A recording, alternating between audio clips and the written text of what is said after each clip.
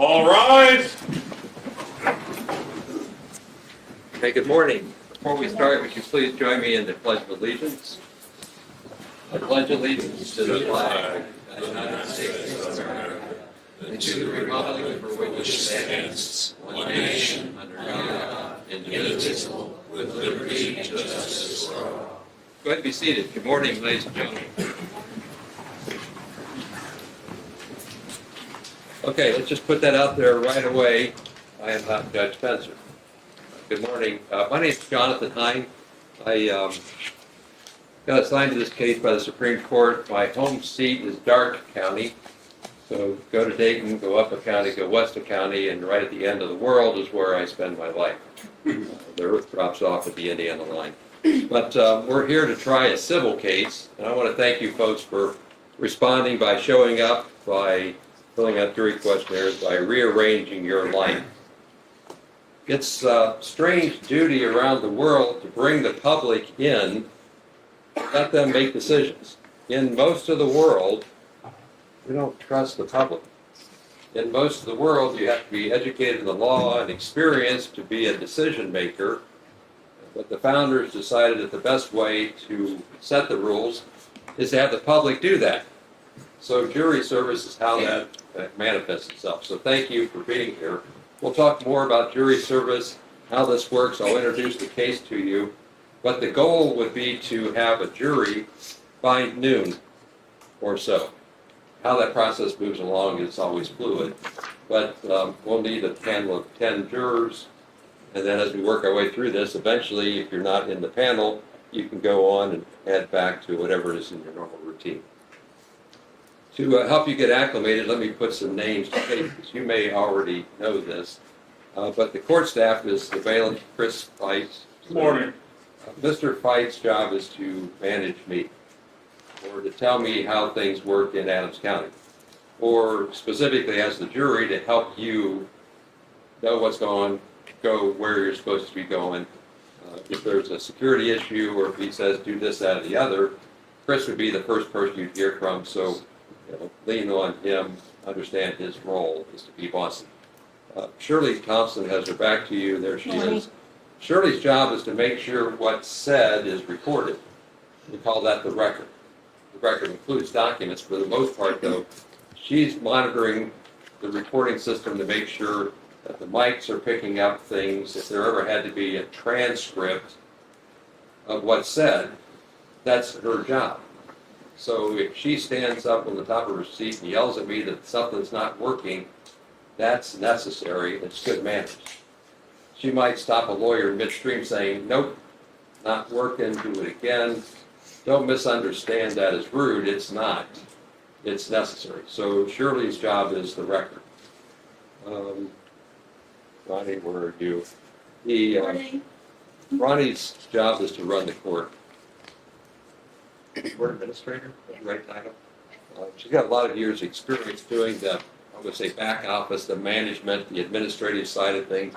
So to the extent that she does that, that's her necessary role. There's a bevy of other people that have titles that are administrators or paralegals or bailiffs and everything else. For the most part, we work our way through there. Let's see, Miss Livingston, right there. Are you listed? Yes. Sorry, I wrote it down wrong. But she works in the clerk's office. Good morning. Clerk's office, sorry, Leanne, Okay. is to participate, keep track of you, summons jurors, make sure you get paid, so you want to be best friends with her. But also, to start the trial, she administers oaths. So, for the most part, you'll see Mr. Fight, Ms. Thompson, maybe Ms. Brooms here during the trial, once we get the jury selected. So that's the introductions of the court staff. The case is 2023-0069, and it's called Cooley versus Foreman. So the plaintiff's case is over here. And we have 7 plaintiffs. And the plaintiffs are represented by Mr. Klingler and Mr. Gretzler. So those are the plaintiffs' lawyers, the first 2 people. And the 7 plaintiffs over there. And then Mr. Foreman is is here, and his attorney is Mr. Osborne.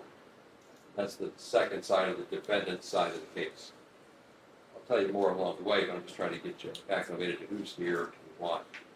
I don't know anybody else here, as far as I can recognize, but we're going to get to know each other better as this goes on. So the first part of selecting a jury is to ask questions of you along the way.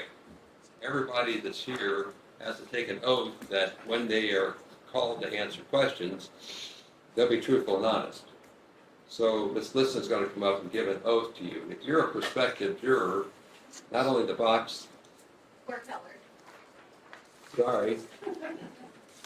Like that's a big faux pas to not introduce elected officials, so mark me down first person in the social awkward position. But thank you for having a website that works. Like it's very intuitive and helpful for foreigners. So he's going to administer an oath. If you were summoned as a juror, you folks in the back and in the jury box, please stand up right now. And if you'll raise your right hand, this is the oath for the questioning part of the case. Go ahead, Mr. Heller. Yes, sir. You do solemnly swear that your answers to all questions addressed to you by this court and counsel, touching your qualifications as jurors in the case now pending before this court, shall be the truth, the whole truth, and nothing but the truth. Go ahead, have a seat. Thank you, Mr. Heller. So, the process of asking questions is to learn about you and then have some idea whether you qualify as a juror. There's no perfect jury, there's no checklist of who qualifies to be a juror. We're going to focus on the first 12 people because it moves along a lot faster. It doesn't mean you're not important if you're sitting in the back, because as people get excused, you'll rotate up. But if we ask questions of 50-some people, it'll take forever. But if we focus on the first 12, it'll move along a lot faster. For you folks in the back, pay attention to what you would have told me had you been over here. Like the first question, number 13, is going to be, if you were up there before, what would you have told me? So I want you to pay attention, but only answer this question. Everybody in the room has to be an Adams County resident. So is there anybody here who does not live in Adams County? Congratulations, you're all qualified. That's the only requirement, but it's not that simple. So what we're going to do is now work our way through. In the questioning process, to help make the record easier, and so the out-of-town judge doesn't butcher your names, we're just going to use numbers. So the lady in the back and the right is number 1, 2, 3, 4, 5, 6. And don't take that as an insult, because everybody has an identity. But when I don't understand local names, it's a lot easier to get it right when we say juror number 1 and then go with it, because we'll have the list. That makes sense. Somebody remember my name? John. Thank you. Last name is Hine, but I don't spell it the way you think I spell it. And that demonstrates why we try to use, because sometimes you can end up with 2 jurors with the same last name or close names. In Dark County, there's a lot of Foremans, spelled 3 different ways that I know of. And if you get 2 Foremans, you don't know what you're talking about when you just say last names. So we're going to just refer to you by numbers. But everybody in the panel right now, these 12 or so I'm directing my questions to, it's meant to be open-ended. It's meant to be you talk a lot about who you are. It could be that, like, you aren't able to track this case, or you know too much about it, or you have an opinion about it too soon, that eventually somebody say, no, we're going to excuse you from the service. But being honest right now is helpful because it gets us to the point where what we're really looking for is 10 jurors who can be patient, listen to both sides, to not have an interest in the outcome, who's willing to be fair, to make a verdict that they would think was fair if they were one of the parties. And a lot of that has to do with your prior experiences. What's happened to you in the past, how you were educated, maybe what your job is, maybe not. It's a factor in how you think, how you decide. So that's why we probe into these things. So, juror number one, thanks, you got my name right, appreciate it. Have I confused you so far? Okay, sort of understand what we're trying to accomplish. Yes? Now, thanks for doing what you just did, because I was hoping you would nod your head. But she proved that you have to answer out loud, because the recording doesn't pick up nonverbal communications. It only picks up words. So sometimes you'll hear the Shirley go, doesn't mean anything. Is that a yes or a no? We do that along the way, so number one didn't fall into the trap. Good job. Let's answer the questions as clearly as possible out loud. Let's start with the introduction I just did. I'm not going to talk about the court staff because they don't factor into the case. But does anybody recognize Mr. Klingler, Ms. Gretzler, Mr. Osborne? Anybody recognize those lawyers' names? Okay, I'm just working on 1 through 12 right now. But number one, you do. Okay, who do you recognize? Well, I recognize David Osborne, and I recognize Afroman, Okay, Mr. Foreman. Mr. Foreman. So, do you have an active case right now with Mr. Osborne? Is he your lawyer? Has he been in the past? No, sir. Okay. How do you recognize him? From social media. All right. Way to go. That's what this case is about. What's social media? Tell me what that means to recognize him from social media. I've seen videos on Watchdog Wire, the situation How recently did you see any videos? a couple of days ago. Okay. Anybody else like look at social media or know anything about this case from social media? No? Number 11. I've seen little bits and pieces about the case, but not the full story. Okay. And number 12. Same. Same. Same. So this case, I'm sorry, number 6. Does 10, 12 news count as social media? Well, let's say it doesn't matter if it's social media, it's a way of knowing about the case. Because there is a certain notoriety or information. I'm going to ask more about this, but it's typical for jurors to come into a case having some context. But let me tell you more about the case to get everybody up to speed. The 7 plaintiffs were, maybe still are, employed at the Adams County Sheriff's Department. They executed a search warrant at Mr. Foreman's house. In the course of the search warrant, there's recording, security cameras, and then Mr. Foreman uses this materials from the search warrant in his publication process.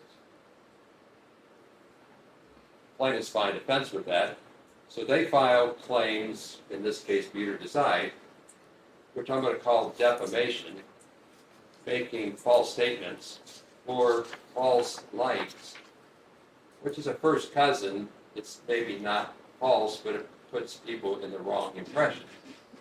So the claims by the plaintiffs in this case are that the publication, the social media, the distribution was false, defamatory, false and hurtful and false images, and or put the plaintiffs in a false light, a misimpression,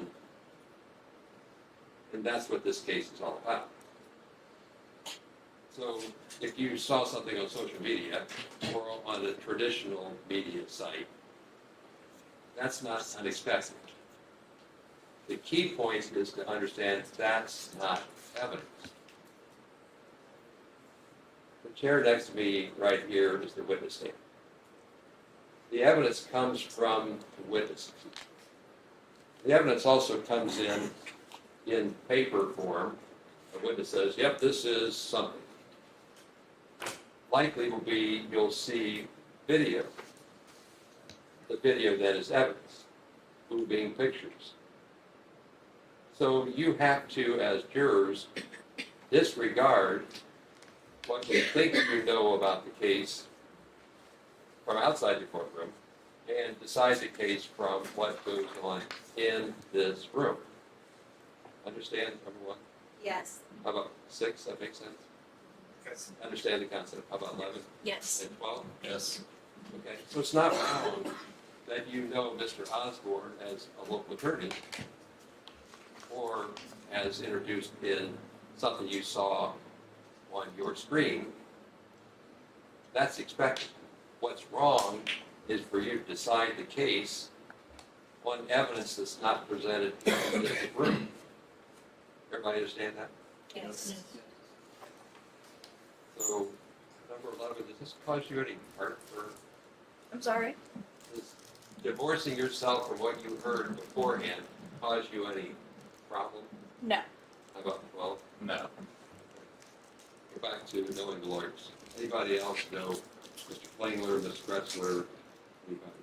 They're from Cincinnati. They practice adjoining counties. This is not a home game, if you think of it that way, but not unfamiliar territory. Anybody know any of the lawyers? No. No. Now, Mr. Foreman's right there, closest to you. Does anybody know him? He's an Adams County resident. Number 7, how do you know Mr. Foreman? His son played basketball, and my daughter cheers for his son. He's seen him Okay, at what basketball school? game, that's it. North Adams, How old is your daughter? 8th grade. Is his son in the same grade? Yeah, so they're probably 13 or 14. Okay. Ever talk with him? No. Mr. Foreman? Number 8? I saw him at cheer competitions like years back when my daughter was cheering. I Okay. didn't talk to him or anything. He lives in Adams County, right? Yeah, I Same guess. school district or same area, right? I'm in Manchester. He's not in Manchester. Okay, so But County, yeah, same so- county. okay. Yeah. number 3. My wife is a teacher at North Adams. She taught his children in school, spoke of them a few times, but that's all I know. Okay. Anything recently? No. You know, I've heard of the story, but same way as everybody else, just through the news. Bits and pieces, but no details. Okay. Anybody else? A couple of hands might have gone up about number 12. I just know of him and seen him in the area driving. Okay. But does anybody socialize with Mr. Foreman? Anybody have like No. No. same civic organization, religious groups, sports, activities, club, boosters type thing, where you would be more than just a passing face in the crowd? No. No. That 1, 2, 3, 4, 5, 6, 7 plaintiffs were or are still employed at the Adams County Sheriff's Office. This will get a little bit bigger, but does anybody know any of the 7 plaintiffs? Yes. No. So No. But let's go with number 8, 9. I just know him because I'm born and raised in Adams County, and just know him just from being around Which part of the county do you live in? Adams. What's he in, sorry? What's your name? So you're here in town, Yes, and the sheriff's department's in town. yes, So higher probability you'll see their face in town, right? absolutely. Is it more than that? Is it what? Like, is there any other social or civic affiliations you have, say booster group or anything? Not really. Just knowing him around here, and Are all your clients still actively employed in the sheriff's department? No. Okay. Two are no longer with the department. Any of those folks out there who get a ticket, hey, what? ever give you a ticket, speeding ticket, No, equipment violation, ever investigate you? no. See how that might make a difference? Yeah. Right? Thank you. So, number 8. Brian lives a couple streets down from me. I've never had a conversation with him. His kids go to the same school, so I know who he is, but I don't know him. And Lisa was my stepdaughter's resource officer several years ago, but I've never had a conversation with her. Randy, same thing, was my daughter's resource officer. I don't ever recall having a conversation with him, and I don't recognize the rest of them at all. I haven't been on social media, like, I've been off of that for about a year and a half. But you tipped your hand. Well, because I don't know them, but I mean, I know who 3 of them are. Yeah, because you call them by their first name, Yeah. and that's okay. Dark County has got almost twice the population of Athens. We're a small county. If you didn't know them, I would be concerned. Well, But I when know you 3 call of them by them their are. first name, it told me something, Yeah. right? So there's a certain amount of affinity because you know them well enough to know that they have a first name, not new them, Yeah. with all respect, right? So how well do you know them if you know them by their first name? I don't. I mean, I've never had a conversation with any of them. I mean, I don't know them at all. That's okay. Like I know my. I think Randy may have called me one time when he was at the school with something over it. I don't even remember. It's been a long time ago, and it wasn't like a big deal, I don't guess. Okay. Hey, who else knows any of the 7 players? Thank you for that. Anybody else recognize faces? I recognize a couple, but Okay, I do not, So you're number 5. I do not know them at all. I've never had a conversation with them, but I see a couple faces that are familiar as I was in the courthouse before. Okay. That's it. It's totally expected. I'm just drilling down to, if it's your neighbor, literally your neighbor, maybe it's not easy for you to be disinterested and have the public think you were fair because it's your neighbor. And Yeah. it's not wrong to call somebody by your first name that live 2 blocks over and you know them because you've been in the same neighborhood. I mean, I speak to him when I see him out, when I go by. Like, Thank you. So anybody else recognize anybody over there? Okay. These are 7 individuals who at the time worked for the Adams County Sheriff's Department. Does that figure into any of your psychology? Does anybody have family members that work at the sheriff's office? No. Anybody have family members that work in law enforcement? Anyone? No. No. Anybody have like issues, prior bad experiences with the Adams County Sheriff's Department? No. Anybody have prior bad experiences with any law enforcement agency? No. Why did I ask that? Because that might creep into your mind if you had a prior bad experience with a person in a different county wearing a badge, and for a living they wear a badge. Understand my point? Yes. The reason we go through this questioning is to try to unpack what affects your decision making.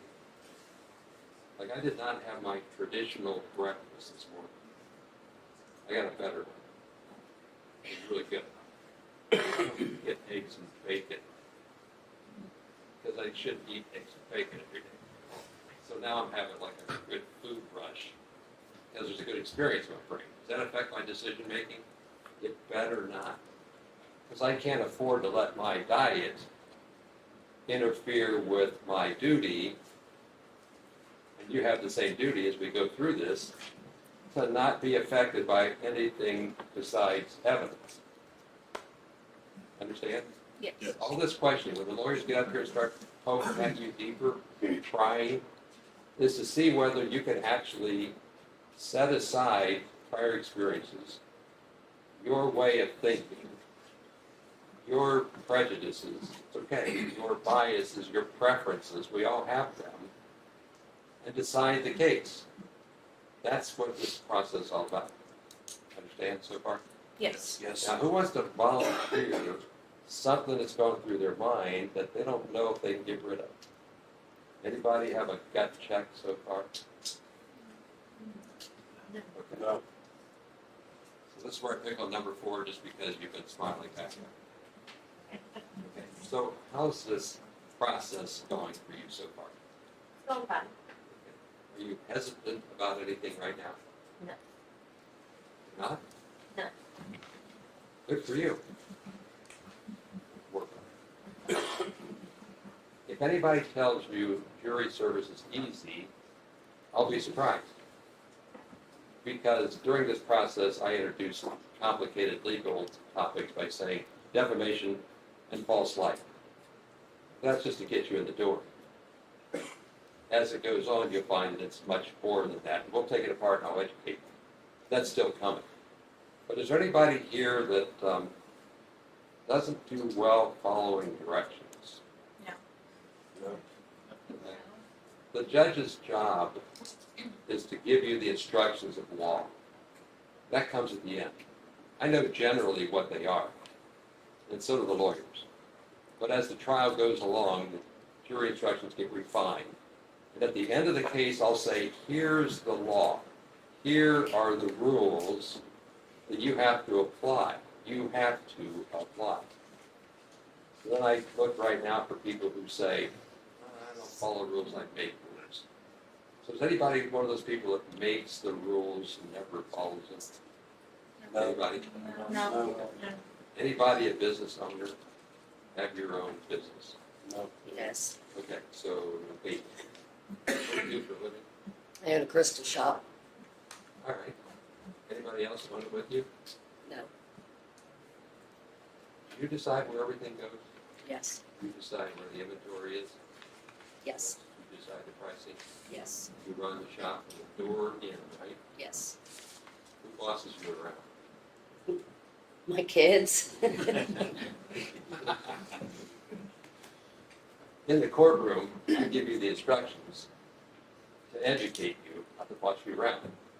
But you have to understand that those then become the rules you have to follow. Some business owners struggle with that.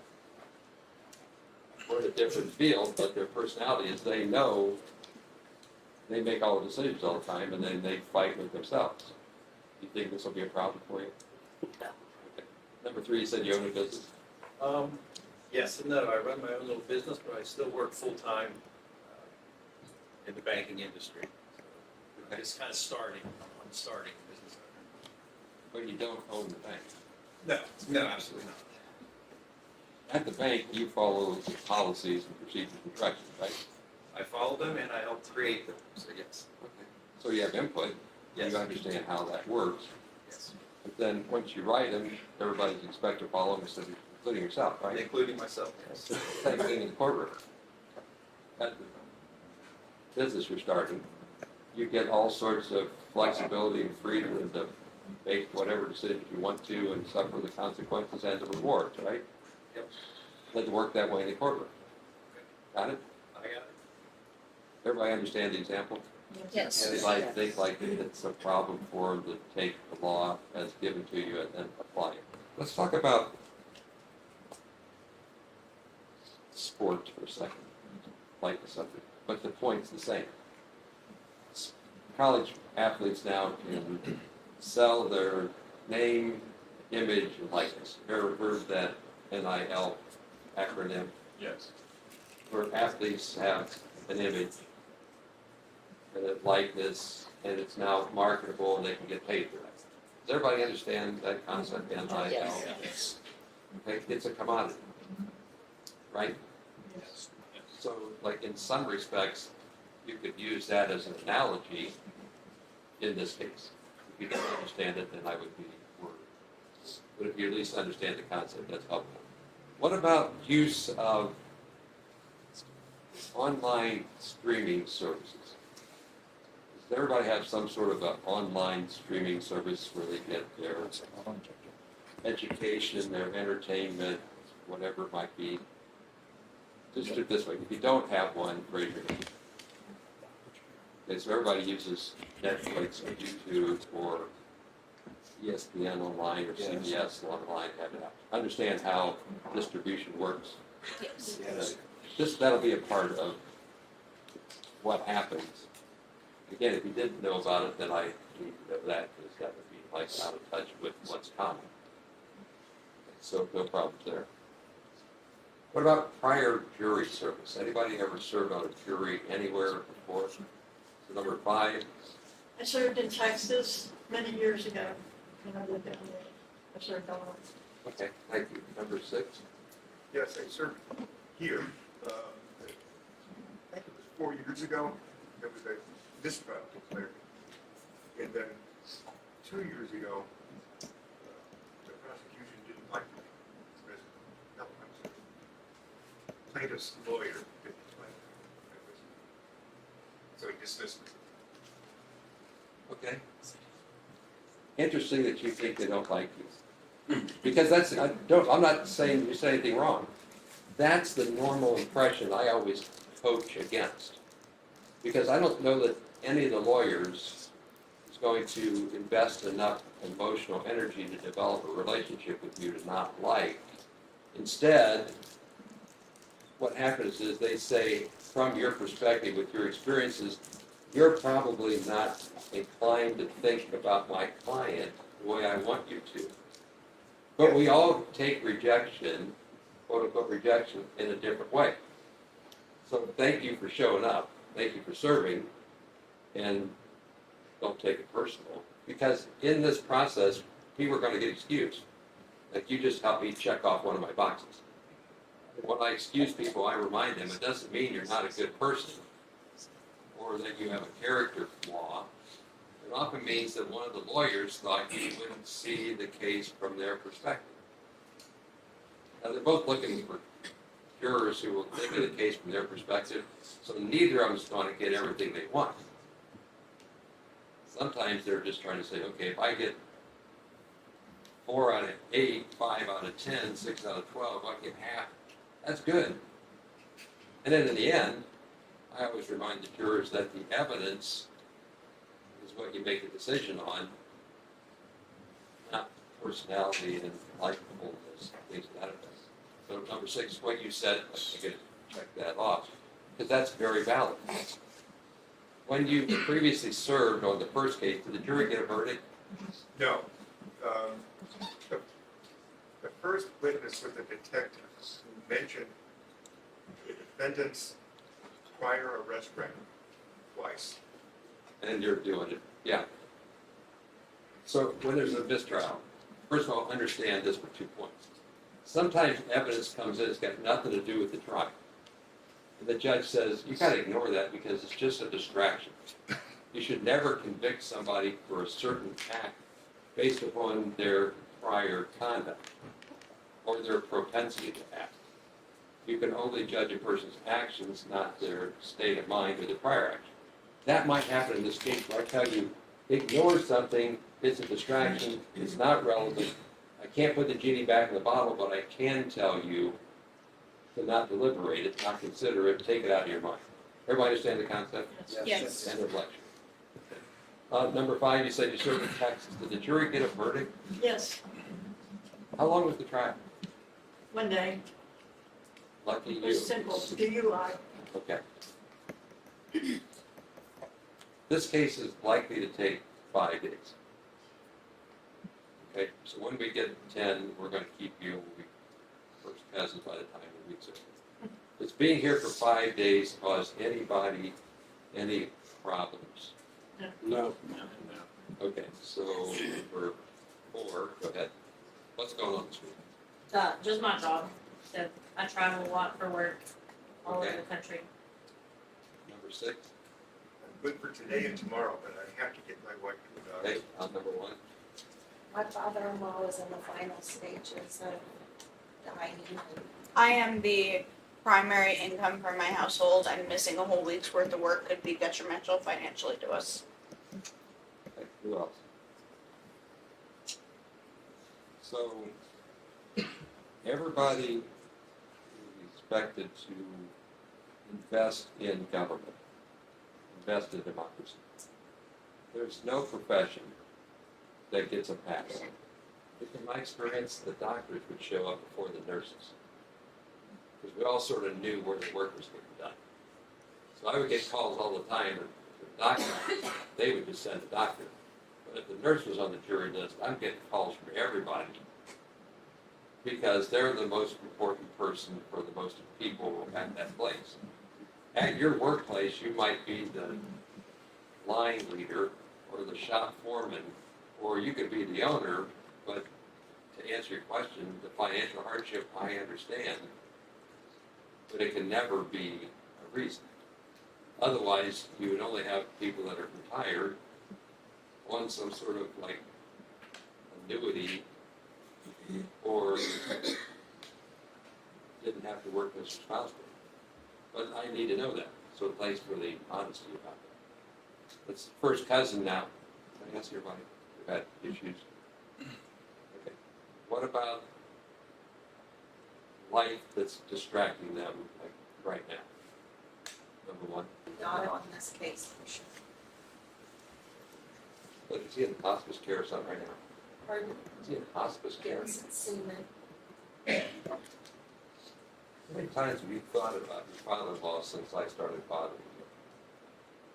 Very distracted. Do you have any problems, Mr. Officer, with this? Would you be offended if she's excused? Your Honor, I was just talking with Mr. So Cleveland yes about or that. no? Yes, Your Honor. You would be offended if she's excused? No, I would actually ask. So her the to answer is excuse. yes. What do you think? Absolutely. I think she should be Okay, excused. thanks. Just to hurry this along, Right. thank you for being here. You have your attendance, right? So, how soon do you send out checks? Nobody gets treated as well. You get paid a day, but you can be excused. Thank you. Okay, so 13 gets to come up here. Thank you very much. Thank you. So, man, just you can walk around the front, make it easier. So come around the front of the jury box. So now we're going to call you 13. Thank you, 13. And I saw you pay attention around there, so you went a few times to lean out of your seat. What did you want to tell me if I would have paid attention? I don't remember the question you asked. Okay, What was the question? like I asked you to hold all your answers until you got up here. So, like, tell me what's on your mind that you would have answered or would have been a problem. I don't remember, it was, I put my hand up in response to a question you asked. Yeah. It was I don't remember what the question was. I don't either. So it must not be that important. Quick recap is whether something about social media or name, image, likeness you didn't understand. You understand the concept? Yes. And then I talked about defamation or false light. Generally understand like the concept. Do you know any of the parties or the lawyers? Not personally, but I have had a Zoom interaction with Mr. Osborne when he was running for the prosecutor. A couple of years ago. Yeah. Okay. Yeah, and I recognize some of the plaintiffs from being in the community. One of them knocked at my door when he was running for sheriff for the primary. I recognize Mr. Clinton, I think, from being in the newspaper. I'm a news hound. I've taken a lot of news, but I think I recognize your face from me. So, does that answer your question? It does. Okay, Have you taken in any news about this case? a lot, How recent? since it's beginning. Okay. Did you understand the point I made about the evidence being what happens in the courtroom? Absolutely. So you have like this little electronic eraser that you put across your memory, right? I try hard to. Well, yeah, that's where I'm going. Yeah. You understand the rules, right? Absolutely. So anything that you think you know about the case is not subject to consideration, right? I understand. Right. I do understand how media filters information, and that's different than what we would hear in a setting like this. Okay. And you just turned your head to the left and looked at the media guy. Are you in the media? Yeah, I did that on purpose. The public has the right to know what goes on in this room Right. and every courtroom in the state. So the public is allowed to attend. The media is allowed to participate. It's how we do democracy. If you ever hear like dictatorship shut off the internet and they don't let people know what's going on, there's a reason for that. And then we guard the other reason, thinking that the public's right to know ought to be protected. So there is a place in society for distribution of information. So the fact that Mr. Foreman published information is not wrong. The standards then go to, is it wrong if it's false information, wrongly distributed type information, or it puts people in a false light? That's what this case is all about. Understand that? So when you take in social media, great. When you watch traditional media, great. It's what you do within the courtroom that I have to be careful. So 13, you get this, right? Everybody else is like, this is making sense to you, correct? Yes. Talk about some legal concepts. In a civil case, how this works often is the subject of questions. I'm going to let Mr. Klingler go first, not because he's a nicer guy or a better lawyer or has an eager suit. It's because the plaintiffs have to prove their case. So with the duty to prove the case is the privilege to go first. So you'll see Mr. Klingler get called on a lot first. Don't misunderstand that I think this case is stronger, or he's a better lawyer, or anything else other than the rules say he gets to go first. Everybody know what tennis is? Somehow one person has to serve, so Mr. Klingler gets to serve. Mr. Osborne doesn't have to do anything until the ball goes over the net. So when Mr. Osborne goes second, it's only because it's his turn to go first, second, first, second. So the plaintiffs have the burden to prove their case. 7 plaintiffs. But we're not having 7 trials, we're having 1 trial with 7 claims. You have to keep in mind that if I say plaintiff or plaintiffs, all the evidence has to be there for each of the people. So you're going to deliberate 7 cases, all built around the same evidence. You wouldn't have 2 trials for 2 people in the same car when there was a wreck at the same intersection with 1 other car. You would have both the plaintiffs who got injured in the car wreck in the same trial. Otherwise, it would take 7 weeks to try a case you could do in 1. But the jury needs to understand each of the plaintiffs has to prove their case. If 6 out of 7 do, that's fine. If number 7 didn't, so the verdicts would be different.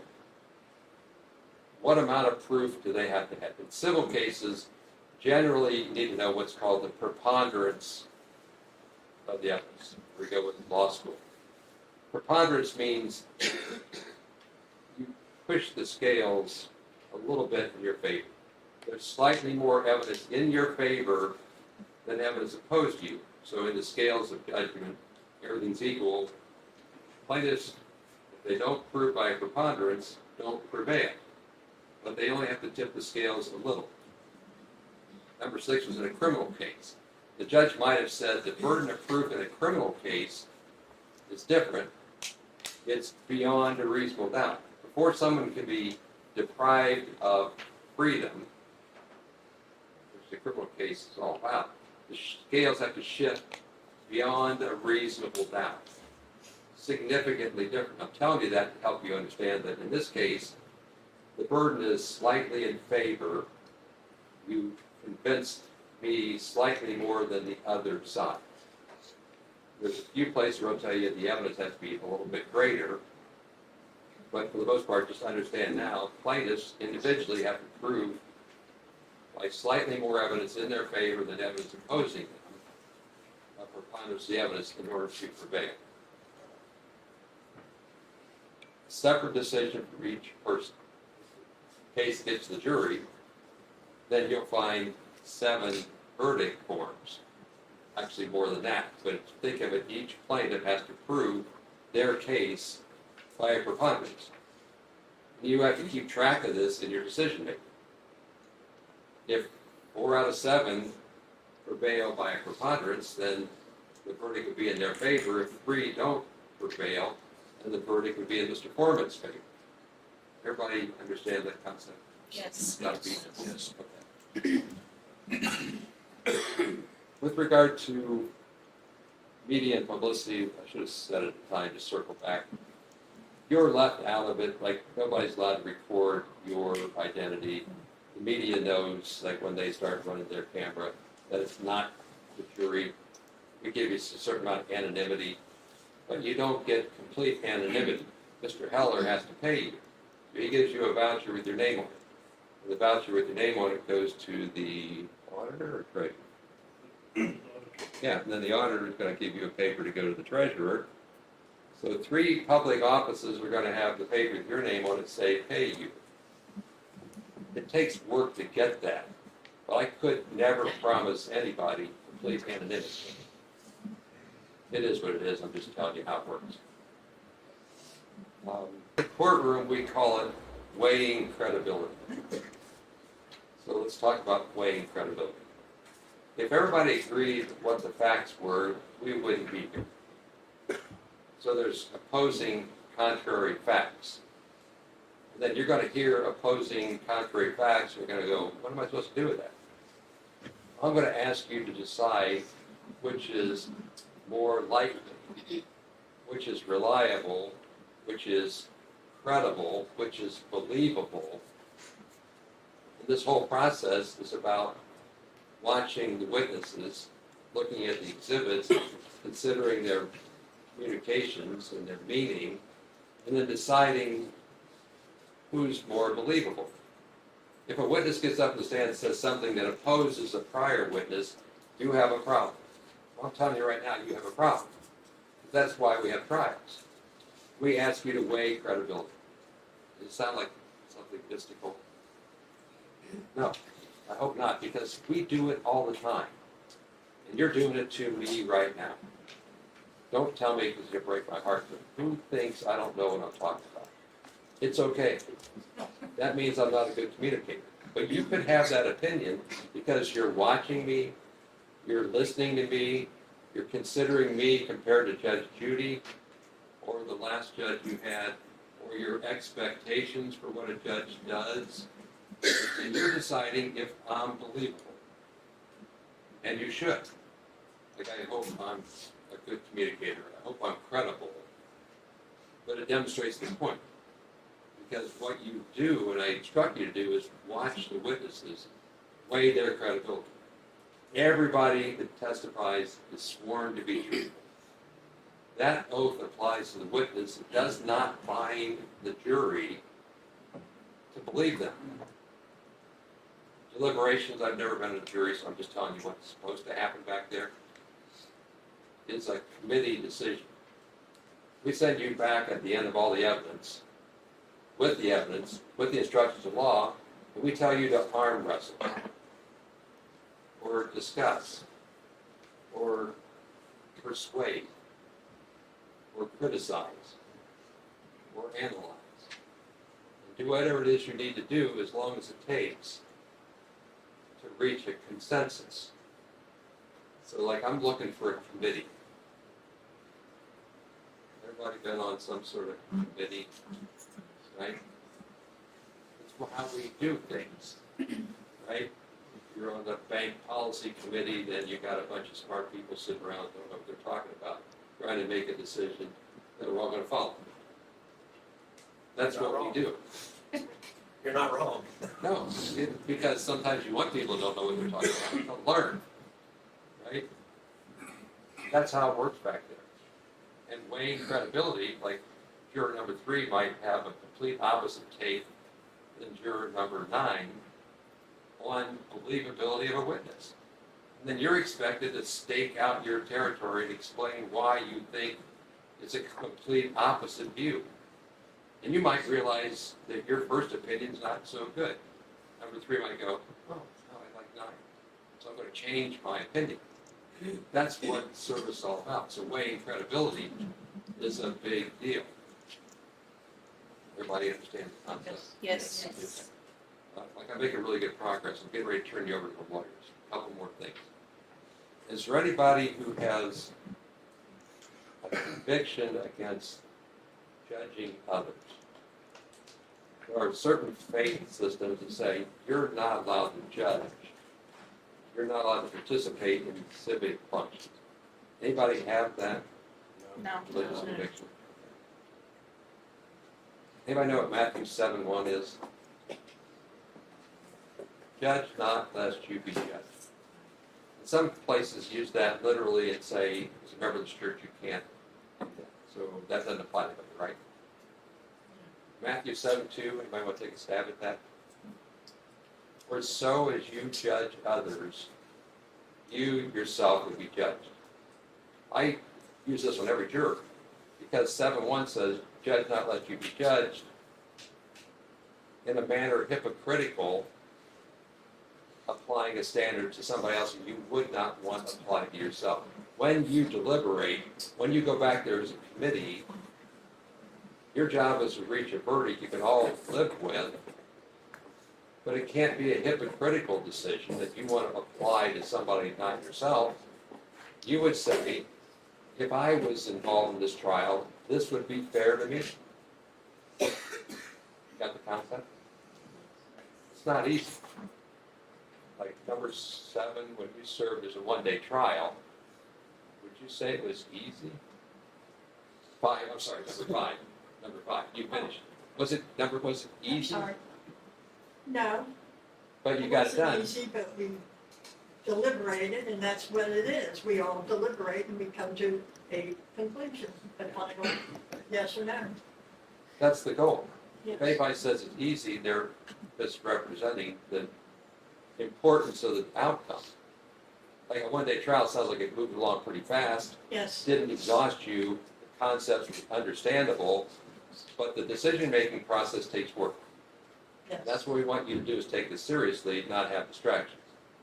So circle back to who's distracted. Anybody got other things? Like I know number 6 has a medical appointment for his wife. Right? I didn't forget you. Yes. Didn't forget you. Anybody else have something else? Number 11 works there. Yes. Anybody, something jumping in their mind?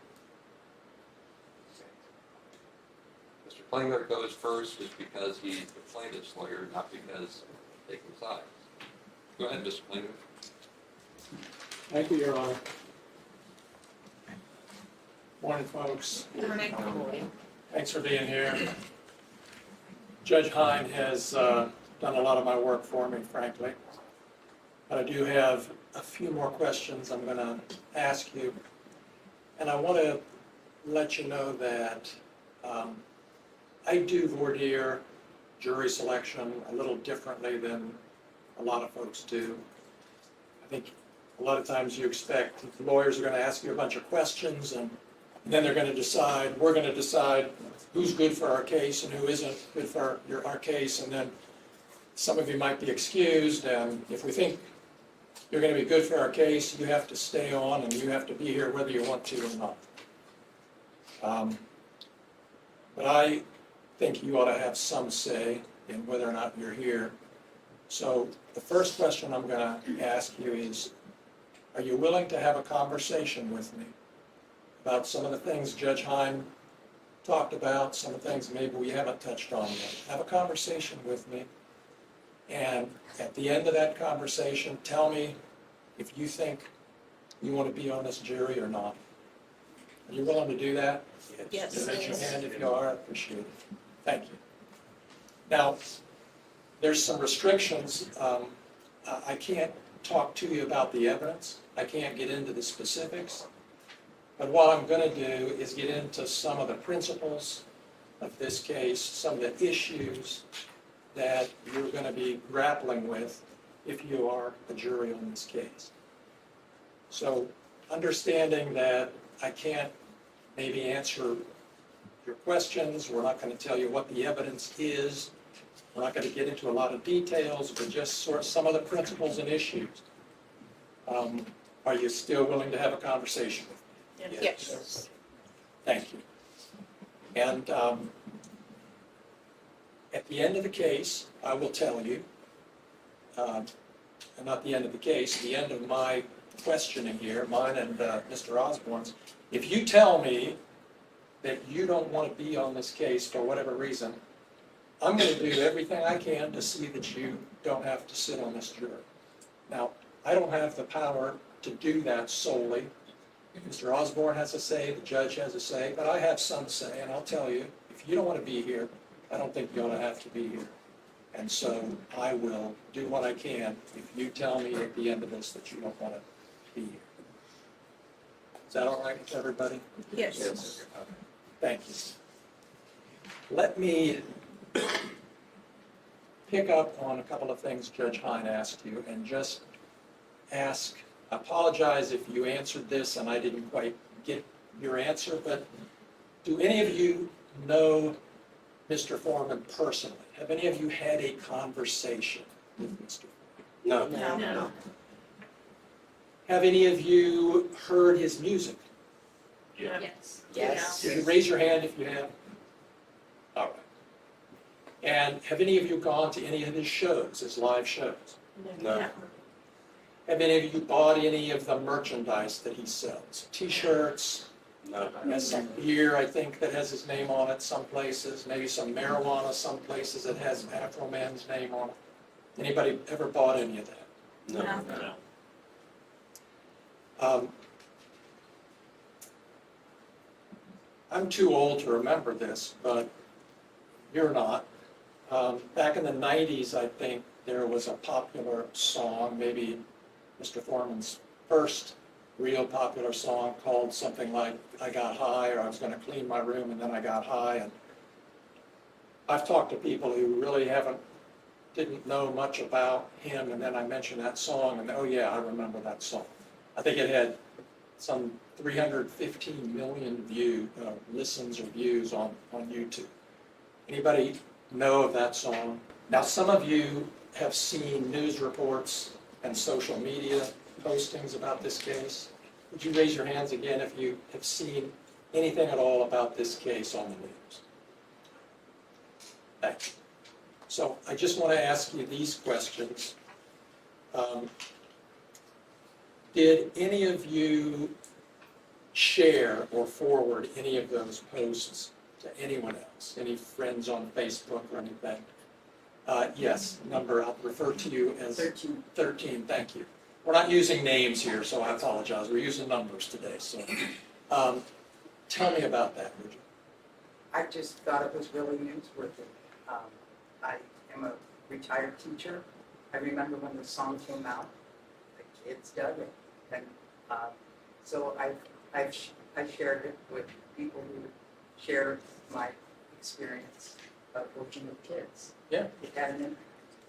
Is that the lemon pound cake song, or which one are you? That was, I got high. Oh, so. I was gonna that's- clean my room, I was gonna do my homework, all that stuff. That was, Gotcha, all right. How about this lawsuit? I Postings about this lawsuit and, yes, I've shared. okay, Well, wait a minute. Yes, I have. okay. With friends? Yes. Judge Hine told you a little bit about what this case is about. Would you mind telling me, from everything you've heard, what would you say this case is about? Your As you Honor. sit here today. Yes, but stop. If we may have a sidebar, Your Honor. So you guys come over here. Let me explain how this works. Lawyers often want my attention for like evidentiary or process reasons. So like, I don't mean to like be rude to you. So when I go huddle up over here, it's my way of trying to clear the deck really quickly. You're gonna get this white noise thing that I don't really care for, but it's what we do so you don't hear what they're talking about. So it's just our way of quickly dealing with this instead of running to a different place or having Shirley grab the tape recorder and look. So that's what we're doing. It happens all the time. If lawyers interrupt, say object, it's part of the process. So don't misunderstand them as rude. It's just what we do. Okay. I cannot hear you, which means it's not holding on record. I know the speaker's on, but it's not recording. Is everything else working? Are you getting any of this? I'm getting nothing. What about the whole hour and a half I spent? Yes, that was all. This is no, it's just the sidebar. That would have been really fun, right? Just start over. No, everything else is working, it's just the sidebar. Light brown hair? How does that happen in the trial? Me? No, me. Oh, No, the tape recorder worked until we tried to listen back a week later, none of it worked. oh my gosh. Okay, Yeah, that oh would my be gosh, bad. no, Mr. Klingler's Sorry, my gotta go bad. ahead again, thank you, Mr. Osborne. Thank You're you. good. Okay, You thank were you. recorded. Okay. So I think I was asking, if you would mind just telling, as you sit here today, what do you think this case is about? Are you asking me? Yes. 13? Okay. Yes. As I understand it, I think this case is about, it's a suit against Afroman, accusing him of having defamed the officers. If that's what I understand so far. I haven't actually read the paperwork, I haven't seen No, the that's, suit, but that's what I understand. that is, By virtue of his art. I believe that's what Judge Hines said, and I appreciate your telling me that. Does anybody think this case is about the execution of a search warrant at Mr. Foreman's house? That's what it's all about? Because a lot of the news media and a lot of the things that have been out there for 3 years now focus on the search warrant issue.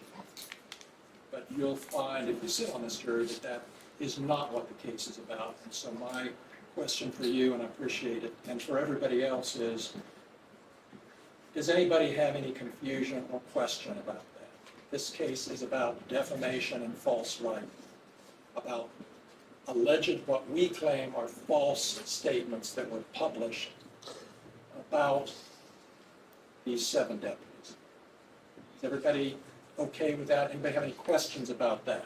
Because the reason I'm belaboring it a little bit is because it's been out there for so long, and some of you have seen a lot of it.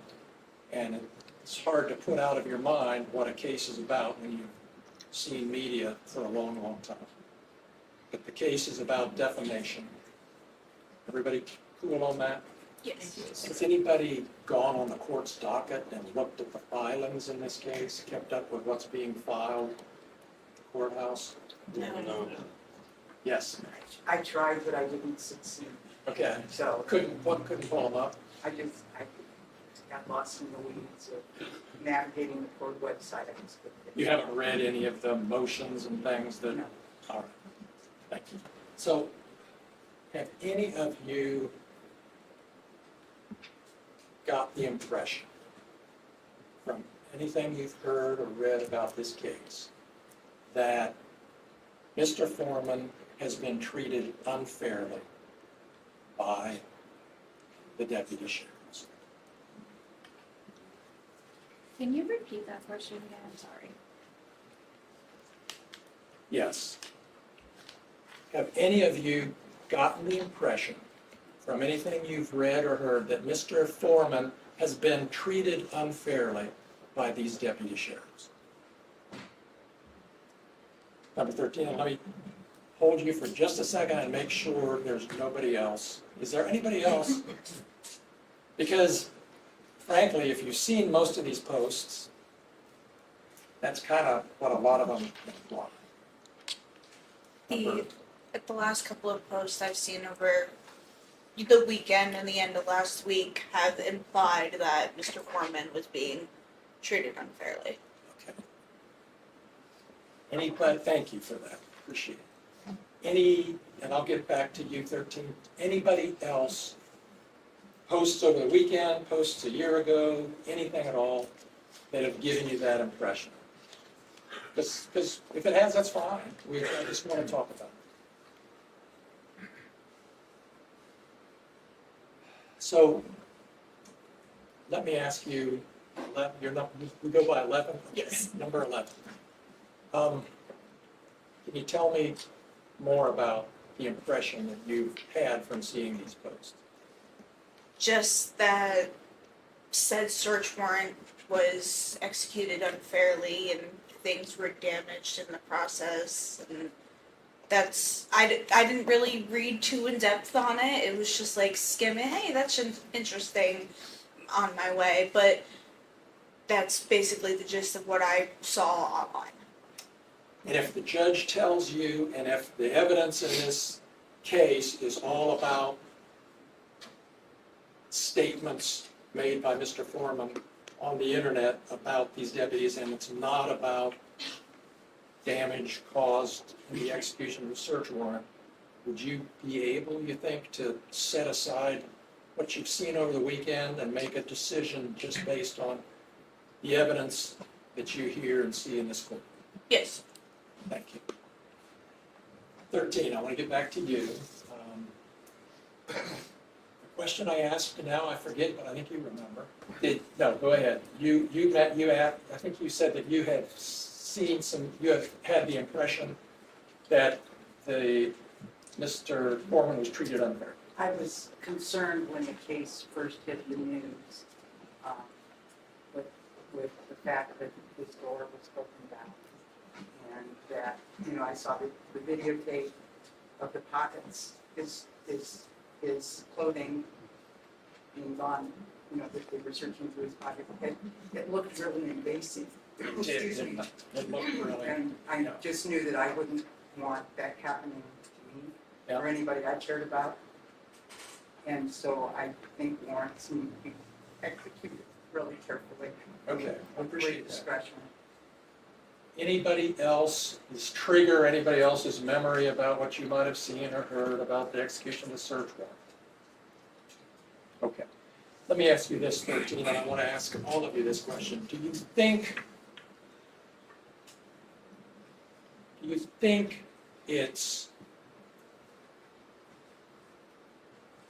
ever justified to tell lies about people that you know are lies on the internet? Even if your house got broken into and a door got broken down and damage was done, that wouldn't... Anybody feel differently? I mean, they had it coming, Number 3, what are you thinking? They had it coming, I'm following your statement on that. I wanted I'm to say still, I that. thank you for telling me that because I don't always speak clearly. Some people might think, well, they had it coming to be attacked and lied about on the internet because of the way they executed this search warrant. They shouldn't have done that, so they had it coming. That's what I meant. So Okay, that's not true. you don't agree with that? Right, I don't think they had it coming, no. Well, now, I think you're going to hear a lot about freedom of speech in this case. The First Amendment. And my question to you now is sort of similar, but it's a little bit different. I think you're going to hear from Mr. Osborne and Mr. Foreman that freedom of speech gives Mr. Foreman the right to say anything he wants on the internet, even if it's not true and even if it hurt people. And, I mean, I'd just like to get a little conversation going. Honestly, what do you think? I mean, the First Amendment, we all believe in the First Amendment. It's important. Some people might think, well, First Amendment's fine, but, some things are off limits. And some people might think, First Amendment, freedom of speech, you should be able to say anything you want. No limits at all. And that's one of the issues you're going to have to be thinking about in this case, and I'd just like to have a little conversation about how you feel about it. Does anybody here who feels like there should be some limits? For example, you can't go out and tell lies about people. Would you raise your hand if you agree with that statement, that you shouldn't be able to go out and tell lies about people? Anybody hesitating on that? Anybody have any little inkling in their mind, well, maybe? Yes. My opinion is, if anybody tells a lie, it's up to the defense and the, geez, I can't think of the name, but it's up to both of the platforms to go and tell the truth and it's up to us to weigh the truth. So they have to present their case. To Yeah, me, they have to present it with full evidence, and then we are the ones that are given the evidence, whether or not it's right or wrong. absolutely. So that's your discernment. Yeah. You'll know. Yeah, You'll know. yeah, absolutely. You're right. So you can talk all you want to on social media, but it may not get to us because it doesn't pertain to the case. Understood. Thank you very much. Anyhow, Appreciate it. that's the way I. Yeah. Any other thoughts on that topic? Law enforcement officers, I know you all marked on your questionnaire whether or not you had family or friends. Does anybody have law enforcement in the family? I didn't think you did. No. And you may have answered this for Judge Hine, but very quickly, anybody ever been arrested by any of these officers or any sheriff's department person? No. Anybody ever been a subject of a search warrant of any kind? No. Yes, ma'am. My son was, and back in, years ago, he was online doing something and the FBI came to the house and wouldn't let us leave until everything was searched and all And I'm sure that wasn't a pleasant that. experience. No, it wasn't. That wasn't local law enforcement. No, not here. It was in Claremont County. It was the FBI. It was the FBI. But everything was fine. He wasn't guilty or anything taken to court. It was through the social media and gaming. Yeah. So, Good. but yes, I had the experience and it's not bad at all. Well, I'm glad that worked out. Yes. Another thing that you will be hearing about in this case and thinking about if you're a juror is reputation. The idea of a person's reputation. I'm going to assume, without asking you a silly question, that everybody thinks their reputation is important and they'd like to defend it, protect it if it gets attacked. Is that fair to say with everybody? Yes. Okay.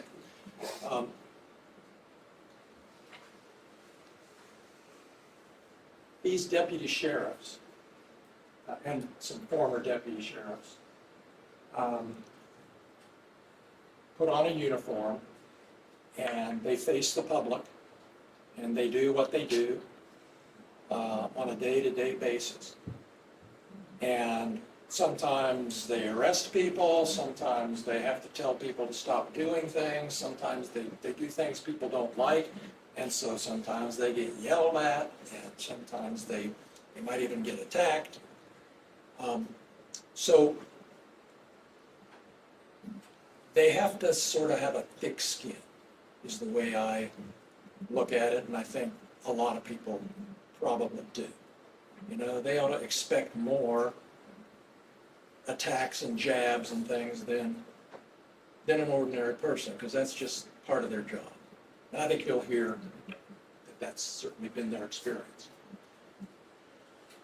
And my question for you is related to an earlier question, just with this context about them being police officers. Does anybody think that since they're police officers, they ought to be able to take it if lies, if we prove that they were lies on the internet that damage their reputations?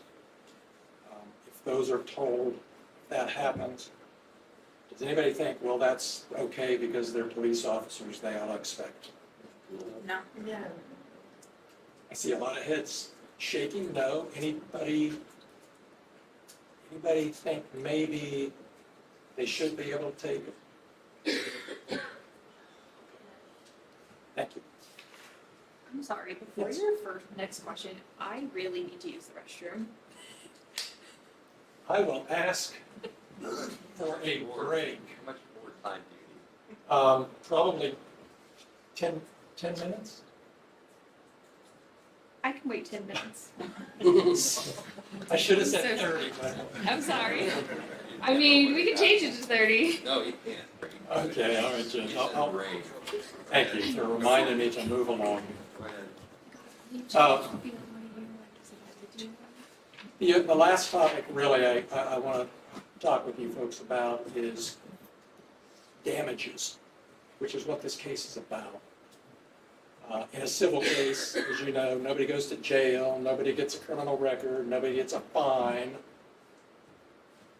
The only thing the jury can do is make an award of damages, and that's money. That's what it comes down to.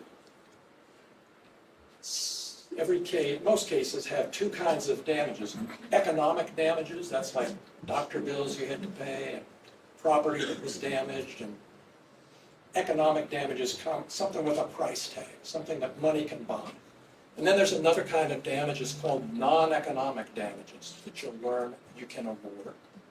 And that's what this case is about. These deputies don't have doctor's bills and things that they want, things with a price tag that they want you to award money so they can cover their expenses. This case is about non-economic damages that don't have a price tag. But it's things that still have a real value, even though they don't come with a price tag. And so all a jury in a case like this can do is give a verdict that stands in, that represents what's been lost or the damage that's been done that you find might have been done. It's not something that's going to buy anything. It sends a message, it represents, it stands in for the damage that's been done. That's what a verdict in a case like this does. Does everybody understand that? It's hard to put a value on a money amount on non-economic damages because they have a value, but we really don't know what it is. There's no price tag, and that's what you as the jury are going to have to decide. If you find in favor of these plaintiffs, you're going to have to decide what kind of money would stand in for what they've lost and represent what they've lost. And at the end of the case, if you're on this jury and we get this far, I'll try to give you some guidance in my closing argument about how you might think about that, but it's your decision, and it's not an easy one, because like I said, there's no price tag. Anybody have any questions about that or concerns? Yes, 13. So are those punitive damages? Is that what you're talking about? This case will involve punitive damages if Judge Hine says it does at the end of the case. But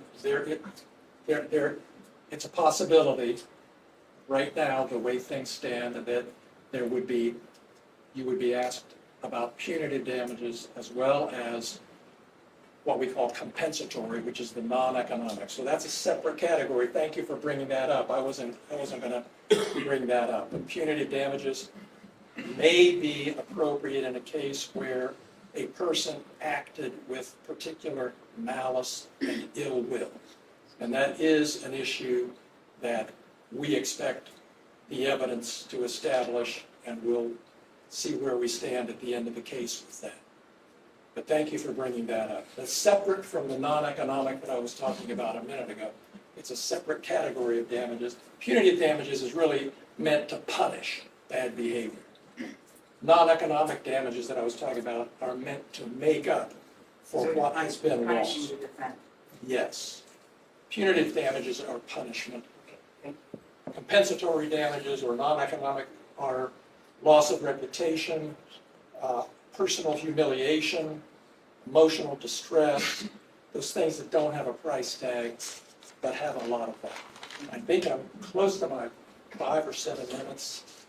Folks, thank you very much for your attention. You've been very attentive and open and honest. I appreciate it. Thank you. Thank you. You have challenges with cause. Yes or no? That's right now.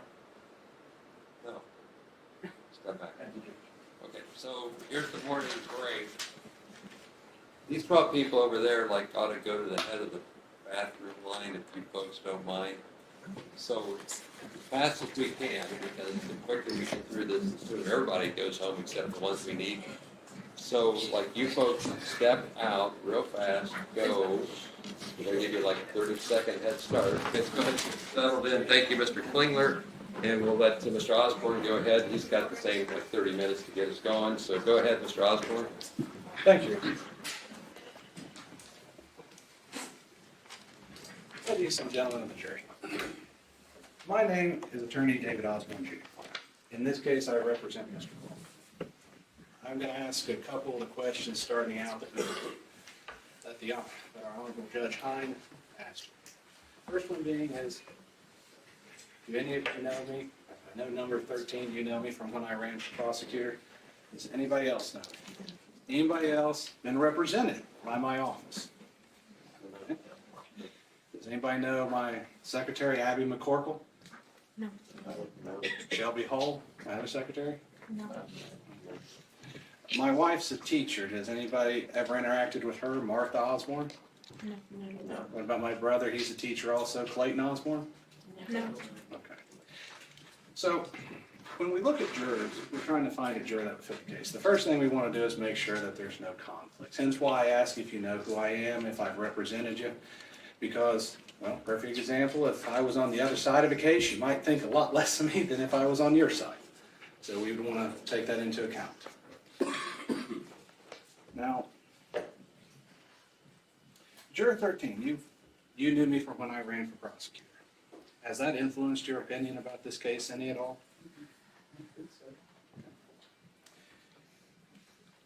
Let's talk about when I ran for prosecutor. Do you think... So when I ran for prosecutor, I ran as a Democrat for this position. Now, I was called a lot of names during that. I was actually called a baby killer and a lot of things because people assumed I supported abortion and everything. So, sir, Yep. do you believe that I should have just stood there and take that? No, Why not? I mean, why would you let somebody sit there and say stuff about you that may not be true? But I put myself out in the public. I ran for public office. That's true. I mean, people have the right to say what they want, but You would imagine that's their opinion, right? yeah. What about you, man? Do you think when I ran for public office and put myself out there to the public, that they had a right to have opinions about me? No. Why not? Well, let me rephrase that. Okay. Yes, they have the right to their own opinions, but not to. I'm trying to figure out how to word it. Not so that it would be detrimental to your reputation or career.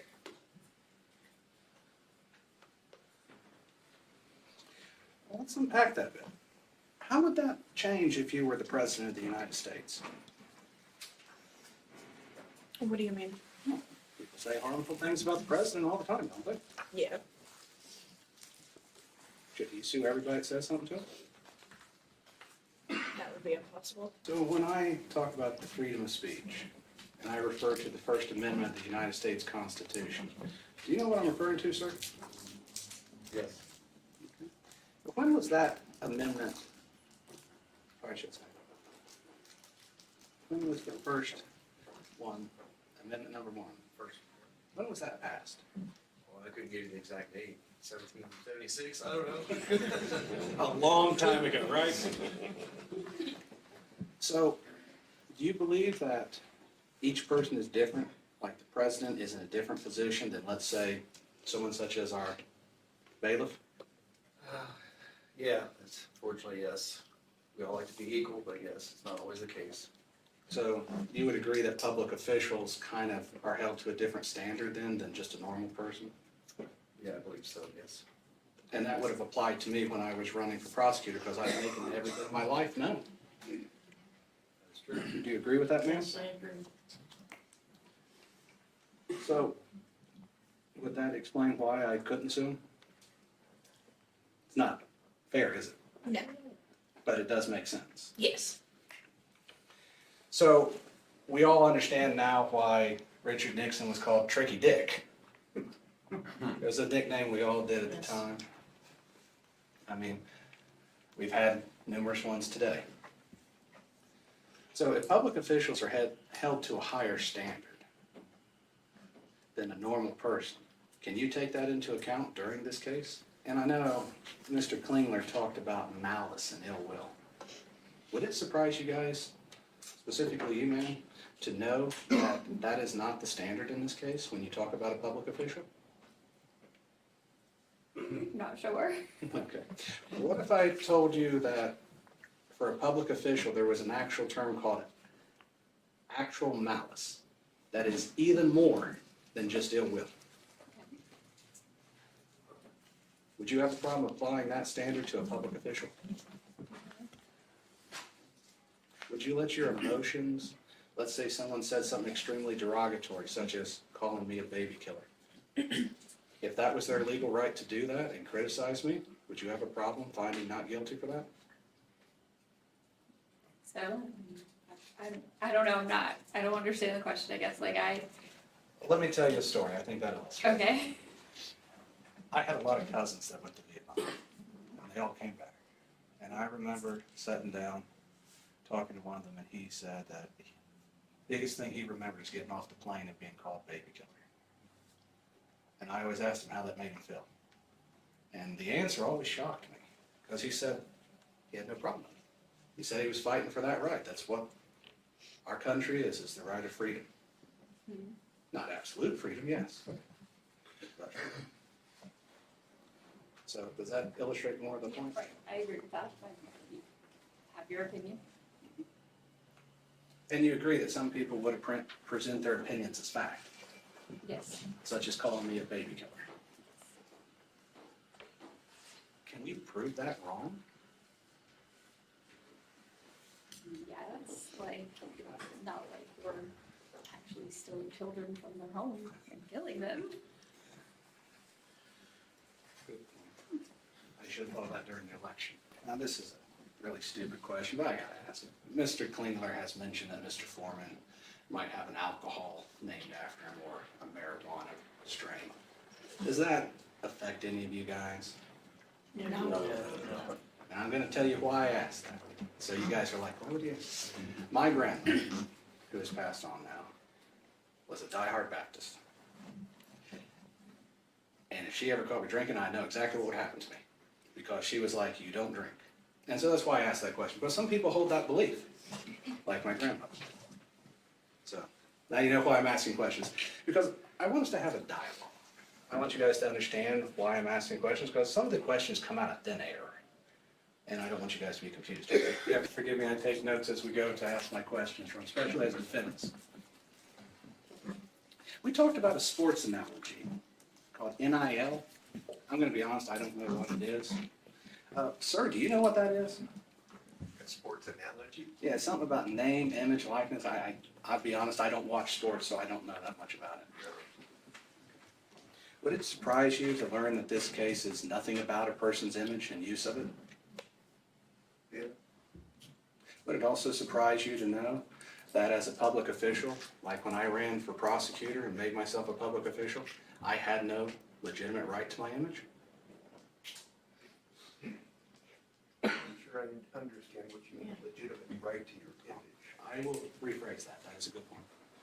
You think Donald Trump should be paid for every time his picture is taken and put in the newspaper? No, I mean, But we all understand that public officials are photographed all the time. Actually, as Bob said, when officers put on the uniform and go out in public, they're photographed all the time. Mr. Klingler talked about reputation. Sir, what is a person's reputation? Well, somebody probably want to be perceived for your good person, bad person. How a person wants to be perceived? I ask that because I always want to be perceived as Matthew McConaughey, you know, and get paid to do a Lincoln commercial, but. I mean, your reputation, I mean, a lot rides on your reputation. That's true. It takes a lifetime to build, doesn't it? Mm-hmm. And everything you do is part of it. Yes. All the good and the bad. Yep. So when an officer puts on a uniform and goes out in public and does something wrong, does that affect his reputation? Oh, yeah. So a person can have a bad reputation and just due to their own actions. Yes. Sir, do you believe that just because a person is a public official or a police officer, they automatically have a good reputation? No. You have good and bad in every case. Good and bad of everybody, right? Yeah. Good and bad prosecutors, right? Yeah. I make a joke of myself on that. So. Ma'am, what do you think about that? How does, Definitely, you are acting yourself, and some people, if you act out of order, you know you're gonna get a reputation on that. So it's whether you do good or you do evil. And you will be judged by people. so how a person does their professional duties looks on their reputation? Well, yeah, you have to have a good reputation, I think. You know, you have to be, I stand on justice and value what your, you know, decisions are and all that. And if you deter away from that, that's kind of a way of getting a bad reputation also. You have to be true to people, So, you know, high or low, it doesn't matter, you have to be honest. how does that, you said they have to be honest. Well, if you're caught in a lie, you're gonna find out real quick how quick that's gonna further you into being unreputable. How does that play into a public official? Because let's face it, as you read the news today, you can pick either side, good and bad. How does that affect a person's reputation? Well, everybody has what you call enemies and friend enemies. There's what I What's the call other? friend enemies. They think you're, you know, you think they're your friends, but they aren't. I mean, we all have that, to be honest. No, So, my opinion is, you have to be yourself, you have to be honest to yourself and to others. So if you don't, then that's where your reputation will kind of slide down and not be so honest. And is that what you want? So, my opinion is, you have to be yourself and know what's right and what's wrong. So if someone said something like I was a baby killer during the election, should I have made a statement or released a statement clarifying that? I say there's at certain points where you would want to defend yourself on that, but when it comes to being in the public, then you have to be very careful with how you go about saying it and defending yourself. But you know that's going to happen, Republicans, Democrats. It's always been that way. And when I ran for office, the first thing my mother told me was, it's gonna happen. Yes, it will happen. And let's face it, the world is not the nicest place. Wouldn't you agree, ma'am? Oh, yeah, I agree. But that we don't silence the speech of people that's nasty, do we? Has anybody ever said hurtful things to you that you wish they didn't? Yes, Have you ever said hurtful things to people that you wish you didn't? more than likely. I'm not good. But you agree you have the right to do that. Yes and no. Tell me about that. Just the moral compass part of it, like, if I said something that hurt somebody and then, I usually thought about it later, like, probably shouldn't have said that, but more based towards their feelings, I guess, just how I was raised. So when you look at that, you're saying you shouldn't be hurting their feelings. Yeah. Not necessarily talking about their right to say it. No, yeah, everybody has a right to say, that's the freedoms of this country. So while I may have been hurt by being called baby killer, that's my personal feeling, and as a public figure at that time, and even today, I have to sort of take that. Would you agree with that? Yeah. I picked on you. I don't think I picked on you, and I don't mean it as picking on, as I try to keep a mental note of who I'm talking to, because I don't like to leave someone out, because it's kind of like when the gentleman here said he thought they didn't like him.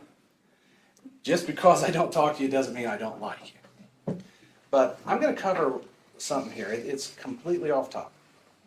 But it's something I have to go through, and the judge will explain it later, which is, would you have a problem if I bumped into you in the hallway and didn't say I was sorry? Yeah. Yeah, that, That wouldn't be like the worst thing in the world, but it would bother me a little bit. What if I told you that I'm not, once the jury's impaneled, I'm not allowed to talk to you in any way, even to say I'm sorry? Would that affect you? No, then that would be understandable. Okay. So some things are to be put in context with the law, makes sense. Yes. So it's you I haven't picked up. Now you're in the hot seat. So, do you agree with this statement? That you can follow the law and that if someone bumps into you and doesn't say sorry, it's not meant to be an offense to you? Absolutely. Would you agree that with the freedom of speech, people may say things, but they have the right to do it? Yeah. You ever said anything hurtful on social media? Probably not on social media, but I have to person, yes. Are you married? Yes. And definitely you have. I've never found a married couple yet that didn't have a fight and say things they didn't mean. You hurt her feelings. Yeah. She hurt your feelings. Yes. But you guys have the right to say that. Yes. Now, there's a lot of questions about who's a public official. Ma'am, you knew it was coming. Yeah. Can you tell me what a public official is? Someone who serves the rest of us in public position. So like the judge? Yes. Like, but like our prosecutor, Aaron Haslam? Yes. Like our Sheriff Kenneth Dick? Yes. Like Mr. Osborne, who ran for prosecutor? Yes. Failed miserably? Definitely. Oh, you didn't have to say I'm yes. just joking. Oh, I didn't even know you ran for prosecutor. I had no idea who ran. that's okay. From the votes, I don't think a lot of people did. But that's okay. We always say be thankful for what happens to you. I was thankful I didn't get the job. But, so a public official would be someone who works for the government, Yeah. who's out in the public where everybody would see them. Someone subject to public scrutiny. And it would even extend as far as when I was running for prosecutor. Because you would admit that if I was running as prosecutor and I got pulled over by the police for DUI, that would be pretty bad. Yeah. Do you think the news would have any... Would you agree that the news would have a right to put that in the paper that I was pulled over? Well, yeah. I think I picked on everything. So I'm going to start over again. Do you think that that would cause people to form opinions about me? Yes. Do you believe those people are entitled to their opinions? As a public official, would you agree I should have a really thick skin when they say them in public? You don't have to say yes or no. It's okay. Well, I know, but I mean, you should be wary of your actions. You should understand that actions do have consequences. And you would also agree that even taking a certain position in the public has its consequences. Yeah. I mean, Personally, I work in the school district. I am told constantly, watch what you post, watch what you do, watch what kids you're around, and things like that. I know what my job entails. So you're kind of, I wouldn't say a public figure, but under a certain amount of scrutiny. Yes. Parents can be mean sometimes, can't Adults are the worst. they? You would agree, though, that in some ways that is what makes us a great country, is that, like Mr. Hines said, we're not a dictatorship. You can't just turn off what people have. Yes. I've been in 10th grade twice. Really learned my amendments. I'm an aide with a student that I go with individually, so I've been in 10th grade twice Well, with the different students I've been with. I was going to joke and say I still can't keep all the minutes straight. There's one I'll never forget because one kid got really mad at me, and every time she had a punishment, she was like, "This is against my 8th Amendment right," and I was like, "What even is that?" And she told me, so I said, "I'm sorry." Well, I'm going to ask you because It's a cruel and unusual punishment. Oh. Because we didn't want to do what we had to do that day, and I was being cruel and unusual to her by making her do what she had to do. At least she So I understood will what never, they did. I will never forget that one just because of that kid. And she never forgot that one or let me forget it. That was a good argument for you. I love kids. They come up with it. Oh my god, yes. That's what I said. I love kids. Adults didn't believe them sometimes.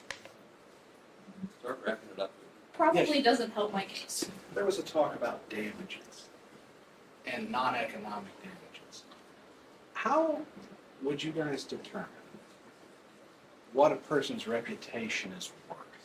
Yeah, I'm going to pick on you again.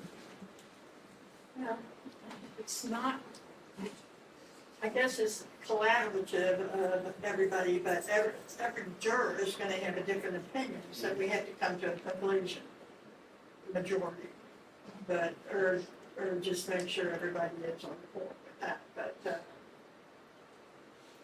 Would you expect evidence as to what oh, a I person... definitely, I hope that everything is presented in the case, because if they're not, then it's gonna be damaging for either the prosecutor or the defense. So it's, you have to present a good case. Mhm.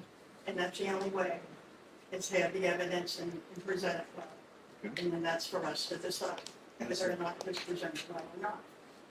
Because I'm sure there's been some cases where it wasn't presented. When you say presented, do you mean that all the elements of the law have been met, or that just Mr. Osborne had the best beard in the courtroom?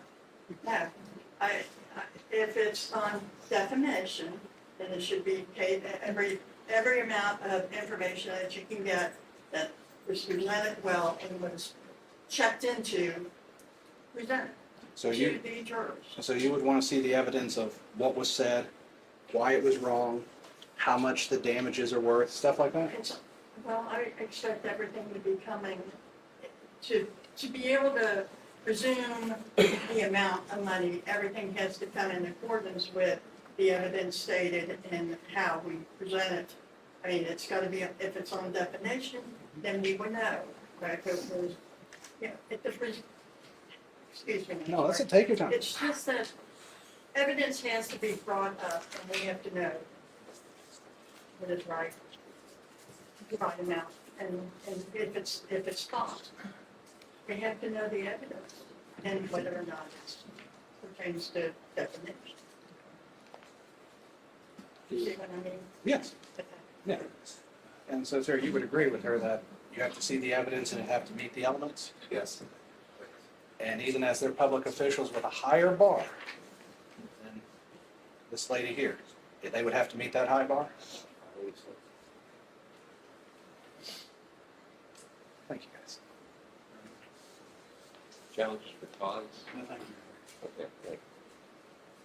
So we're making good progress, ladies and gentlemen. The next thing I do is talk to the lawyers about the privilege they have to excuse jurors with no explanation. It's the hunch. It's the art of the law. So I'm gonna like huddle up with them over here, and simply ask them yes, no, and then we'll reset the deck and keep bringing people in. So if you want to stand up, just stretch a little, you're welcome to do that. Stay in your chairs while I talk to the lawyers.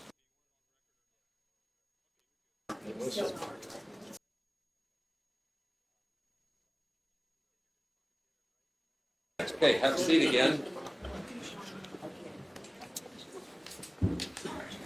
So these 4 people are going to be excused. When you leave, you don't have to leave. You're just not going to be in the panel. So if you want to stick around and watch, I'm not making you leave the building. You're just not in the panel. Like I get some people that are retired looking for something to do all day and not get TV entertainment. Just understand you're the public now, and you get the privilege of sitting there and watching. So, 5 and 6 and 11 and 13, they're all excused. Thank you very much. If you do leave, then you go to the clerk's office, we send you to the auditor's office, we send you to the treasurer's office. So thank you very much. 5 and 6, 13 and 11. Thank you. Thank you very much. Good luck. Thank you. Thank you very much. So the next 4 jurors are seated over there. So number 14, let's have you sit over in that far corner, if you would, please. And then number 15, have you seated second in. Number 16 will go next to him. You're right. 16 on the end, yeah. And then number 17's in front. Great. Now, what we do now is focus on the 4 new people. So I'm going to talk to the 4 for the most part. The lawyer's going to direct their questions to the 4, just to keep winnowing this down. We'll speed the process along. I'm going to refer to you as number 14. Thanks for being here. What are you just dying to tell me? But I don't want social media. I keep to myself. Okay. I have a Facebook account, but I just use it for marketplace. And I've got my kids because I've got a new grandson in line. Okay. Congratulations. Well, Okay, thanks. How about number 15? What are you dying to tell me? Not a whole lot. All right, we'll do this the hard way. Did you understand the concepts that the lawyers and I were talking about? Is there anything that got confusing for you, like you scratched your head and go, what? Some of it, yeah. Okay, like, I want to clarify it, so can you help me understand what was confusing? Just all of the legal stuff. Okay, the legal stuff. For the burden of proof, slightly more evidence in your favor is the preponderance. Plaintiffs have to prove their case by slightly more evidence. You understand that concept? That makes sense? Yes, sir. Okay. Defamation, making a false statement, or false light is when a false statement puts somebody in a unreasonable light, misunderstood light, offensive light. Those concepts make sense to you? Yes. Okay. If I came back to you in a couple minutes, would you tell me what else I need to explain? The whole process is an education. Like I'm the school teacher right now. But I have a duty to make sure you can pass the exam. The exam is when you get the case in 3 or 4 days, whatever. You understand the rules well enough to make a valid verdict. So we all go to school all the time. Does that help you? Yes, sir. Okay, thanks. Number 16, what would you like me to know? What would you want to tell me right now? Well, in this situation here, it'd be a financial hardship for me because next 2 weeks. Okay. What else do you want me to know? Did you understand like some of the legal concepts, things people were talking about? Yeah. All right. Thanks for that. And 17. Well, I'm a farmer. I don't even use the internet, so I don't know anything about this case. Dark County has really good crop land. Adams County mostly like cover crops and grasses and grazing, or what do you raise? It's not as good as Dark County, but we do have soybeans and corn. Okay. Farther north you go, the more would be row crops. Yeah, I mean, we raise a lot of cattle around here. I don't know if Dark County does. Not so much. Yeah, that's why I saw a lot of cover crop grasses. So are you in the row crops, or are you in? Yeah, both cattle, row crop. Okay, good. Used to be a big cattle area. We have a lot of dairy in one corner, but not so much hogs or feeder pigs or any kind of cattle. Right now, your blood pressure is down on crops, but the herd is always the herd, right? Yeah, I mean, cattle's high. Yeah, but you have like cover, like to get the work done in the morning. Oh, Yeah, yes. early. I got my son. He can, Okay. he feeds cattle for me. So work's not a distraction. No, I'm retired. I've retired 3 times. Okay. So you're able to keep you here like 3 weeks? How long as you feed me? I don't think I got that kind of budget. Anything that's confusing about you with regard to this case?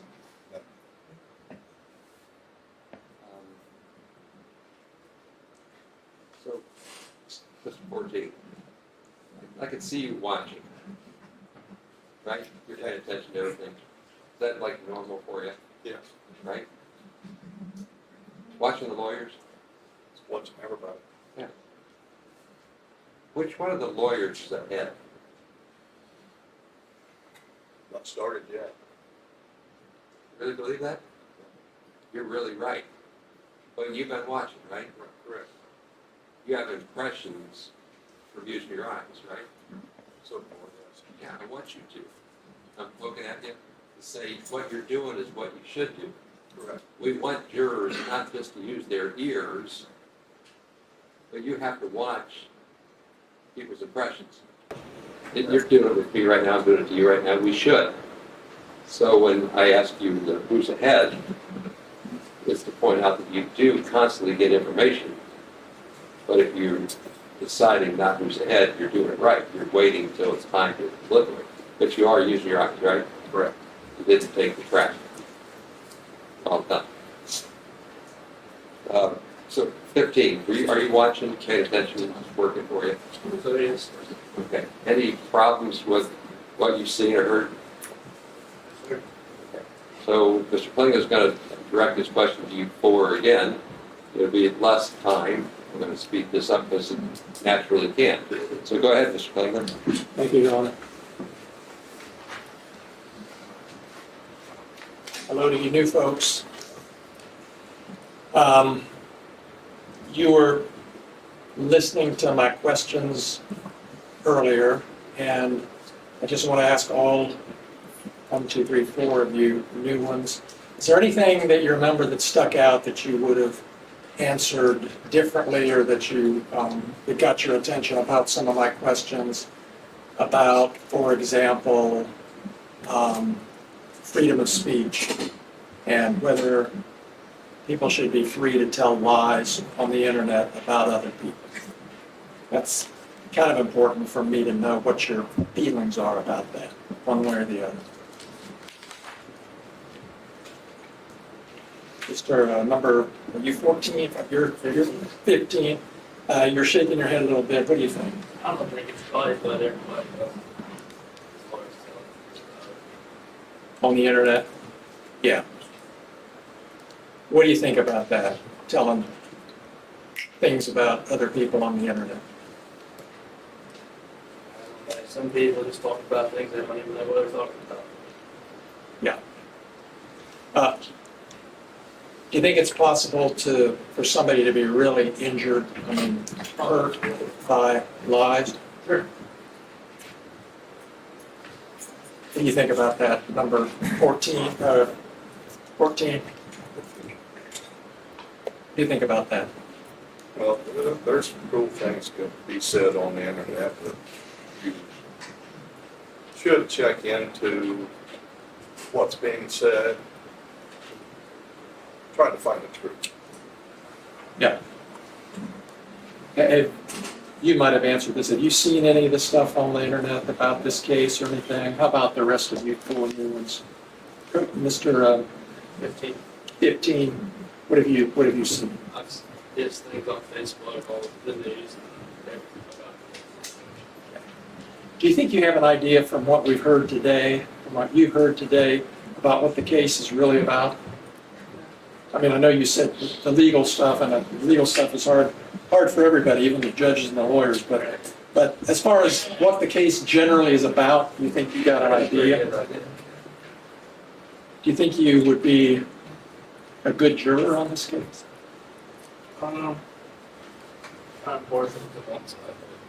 Pardon? I'm partial to one side, but Which side are you partial to? I know some of the sheriffs. Do you know him personally? So All right. You think that might affect your decision, or could you set that aside and decide on the facts? I can set aside and see. Okay. Appreciate that. And I hate these numbers. Number 16. That you 16, you remember? What is it? Yep, yes. Here, number 16. Have you heard anything today that makes you think you might be a good juror, or maybe might not be a good juror on this case? Gotcha. And number 17. Yeah, that's me. How about you? You heard Yeah, anything? I think it could. I don't know if anybody here.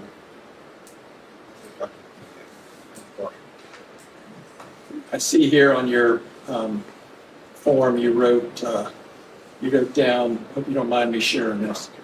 You wrote down that you're judgmental and suspicious. I've got kids and grandkids. You've learned the hard way. Yeah. I worked in probation for 3.5 years. You get that suspicious stuff. Yeah. And judgment. Yeah. Let me ask you about are you suspicious about law enforcement? No, just in people in general. Yeah. Sometimes, you know, you gotta take face value and see what comes from all through good reason. Yeah. Yeah. Good. Appreciate that.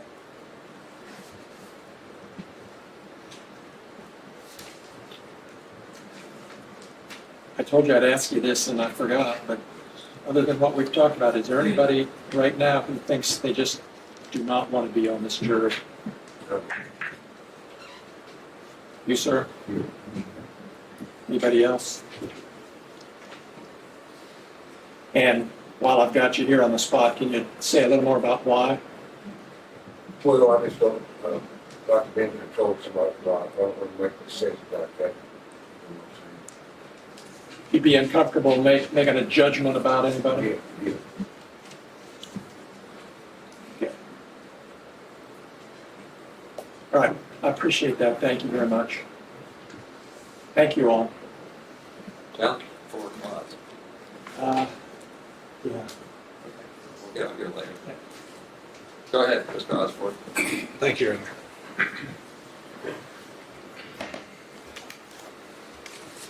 Yeah, forgive me, I drank an obscene amount of coffee, and so I'm trying to down it before I came over. I'm gonna pick on you first, because you're in the hot seat. Here's enough. Do you know the officers personally? All 7 of them? All 7. Which ones do you know? How do you know? We've done business together, cattle in the past. And you have an opinion of him?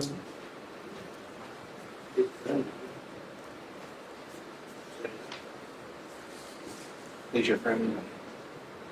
So if I presented evidence that painted him in a bad light, would that affect your friendship with him?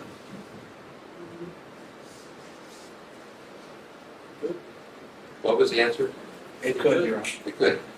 Realize the mics need a lot of volume to pick up. Thank you. Actually, that is a good point now that I think about it. I actually am naturally soft-spoken. I don't actually like to speak loud because it feels like I'm yelling in my head. If at any time you can't hear what I'm saying, just raise your hand and tell me to speak up. Okay, and sir, you were a probation officer at one time. Yeah, assistant chief out of the county. Oh, God, you worked with Rocky Costa then. Yeah. I'm not gonna say. So, what were your job duties there? Just managing the staff, making sure everything was done. So you didn't really interact with the probation? Oh, yeah. Do. They say some pretty nasty things about you, didn't they? Oh, yeah. Did that bother you? Well, at first it did, because I'm retired Navy. And I started working there. It kind of, like the judge said, you know, when you tell somebody to do something, you need to do it. That was kind of rough at first. Especially when you're on probation, right?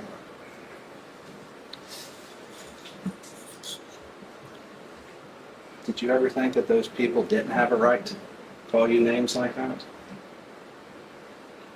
Sure it did. But you would agree to have a First Amendment right? Yeah. You fought for that right for our country. I'm sorry. And you fought for that right with our country. When did you serve in the Navy, if you don't mind me asking? 1976 to 2000. And then right at the end of Tricky Dick. Me and Jimmy Carter went in together. Okay, so I got a whole series of jokes on Jimmy.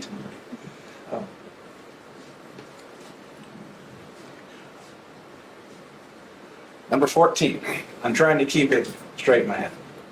So, sir, I know I've talked earlier about freedom of speech. Do Do you believe that freedom of speech has a higher standard for a public official than it does for, let's say, a normal person? No, Why not? I don't think so. Everybody's got a right to speak, but you should watch what you say about people. So let me ask you a question. If the law said there is a higher standard, can you set aside your personal belief that there shouldn't be a higher standard and apply that law as it's directed to you? Yes, sir. Even if you don't agree?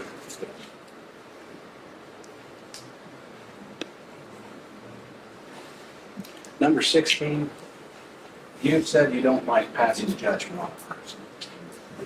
You've also said this will be a financial hardship, correct? Yeah. With that financial hardship, is that going to be weighing on your mind as this case is going?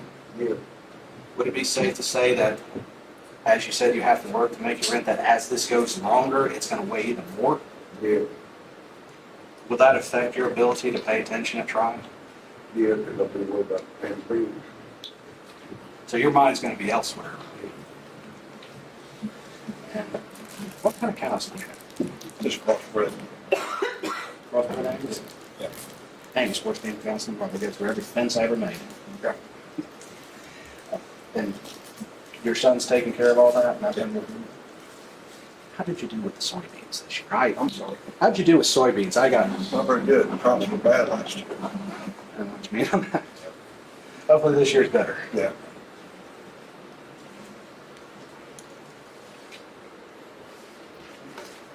No further questions?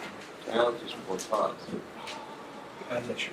Okay, so we're gonna huddle up again. We're making good progress. The funnel is going from wide to narrow. We have to understand we're making progress.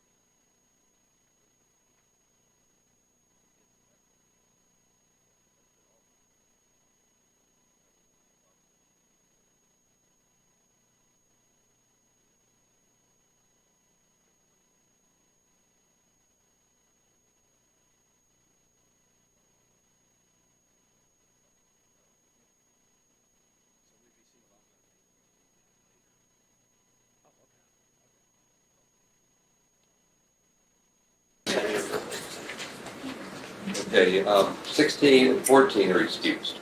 Thank you for being here. You don't have to leave. You can watch, or you can run out the door as fast as you can run.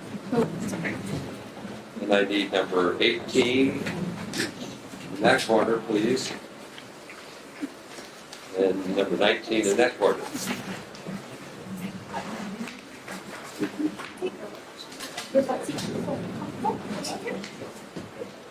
Okay, so thank you, number 18. How are we doing so far? Thumbs up. Yep, we're doing good. What are you dying to tell me?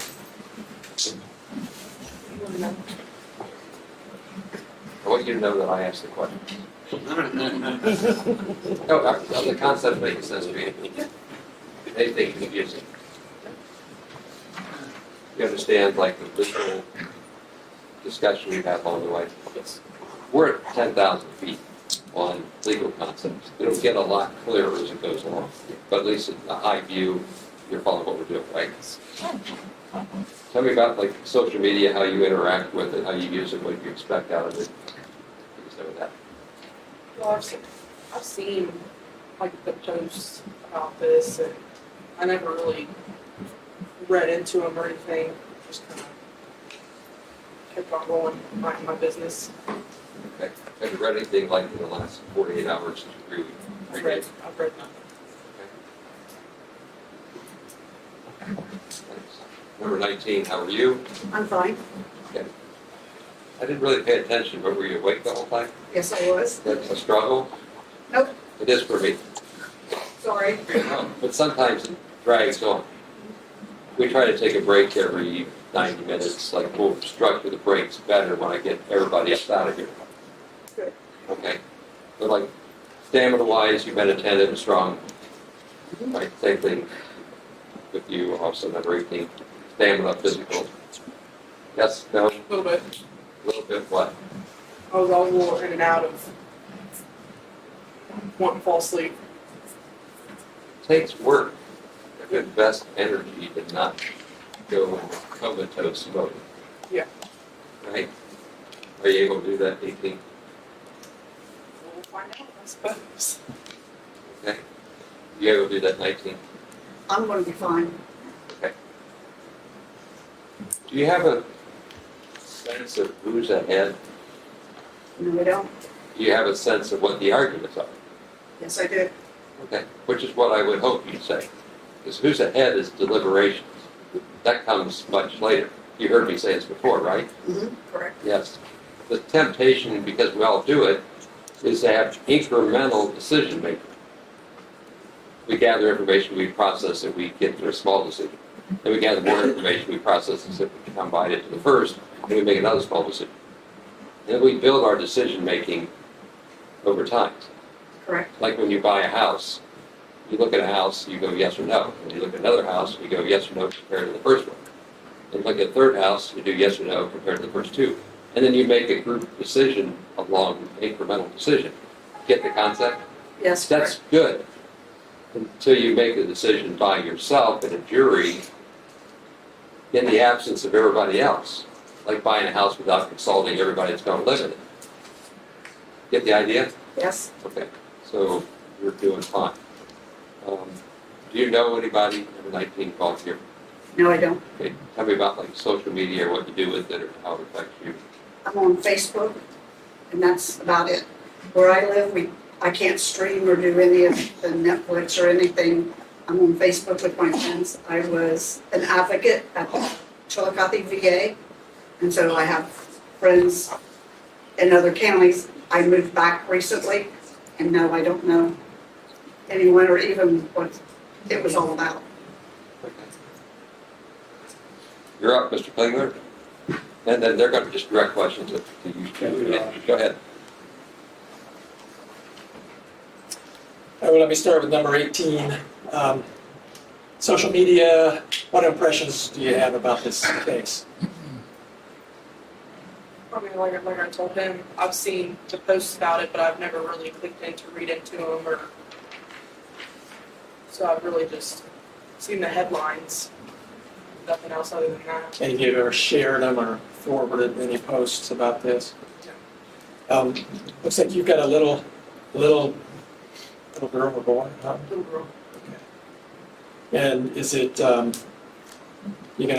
childcare gonna be okay for you if you sit for 5 days here, or is that an issue? Well, I can't really pay a babysitter if I'm not working. Yeah, so that is an issue? Yeah. Number 19. Do you think you would or would not be a good juror for this case? I hope that I would be a good juror in this case, What would make you a good juror? to listen to all that's presented and to come to a conclusion, discussion in the jury room. If I had a different opinion, listening to other people's opinions to see, and then depending on my opinion, how strong it was, I would stick to it or change. Have you been a juror before? Yes, I have. Yeah. But I was an advocate for veterans, so I had to listen to both sides and try to do what was best and try to come to an idea of what I needed to do to assist. I see. So it wasn't a trial like this? No, and it was back in '83. Okay. All right. Thank you, I appreciate it. What about you, 18 for just a second? Do you think you'd be a good juror or not in this case? I'm honestly not sure. What question do you have that makes you not sure? Just being able to, let's say, form a proper opinion. Just because, I mean, I grew up seeing Lisa around school. I went to school with her daughter, listened to all his music. Just kind of favor on both sides. Thank you, I appreciate that.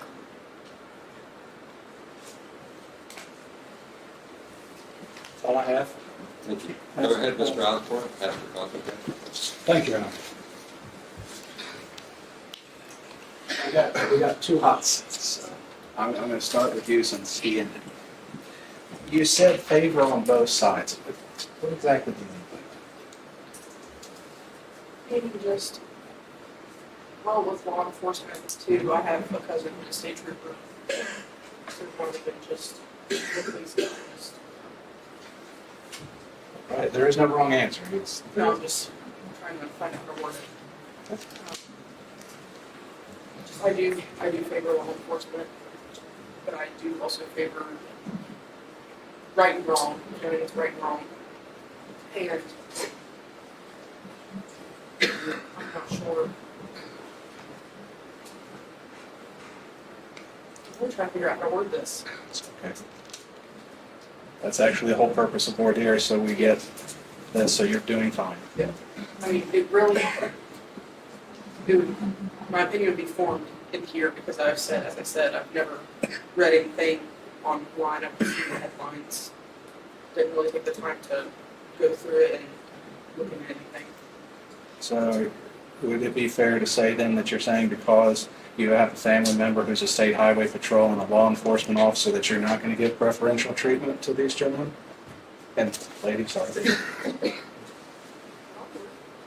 You would give preferential treatment to them? Would you give preferential treatment during the trial to the officer? It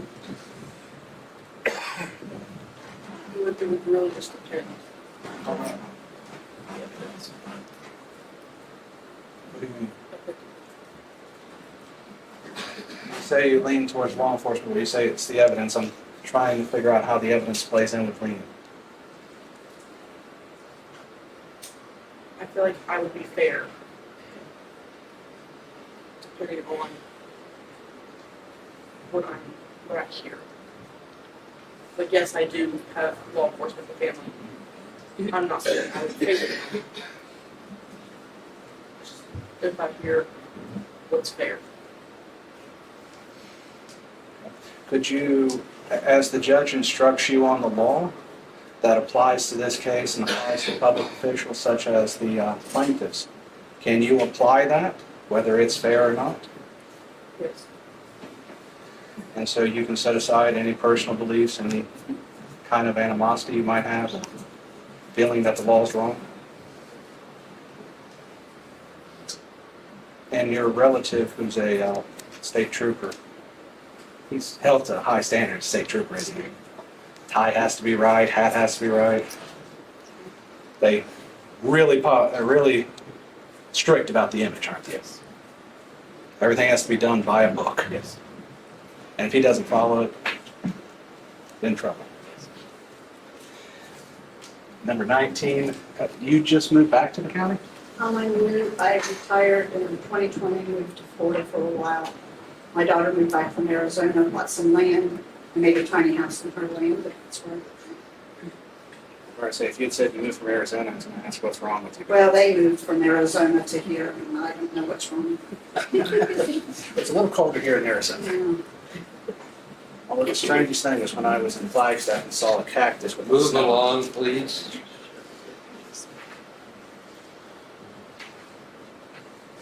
Would your work with the VA affect you in any way in making decisions today? I would hope it taught me to listen to all sides and what everyone had to say. With my veterans coming in with issues, with going to the staff, the doctors, nurses, whomever I had to talk to, listening to what happened there, and then trying to come to a decision on what was best. I would hope that would help me here, listening to both.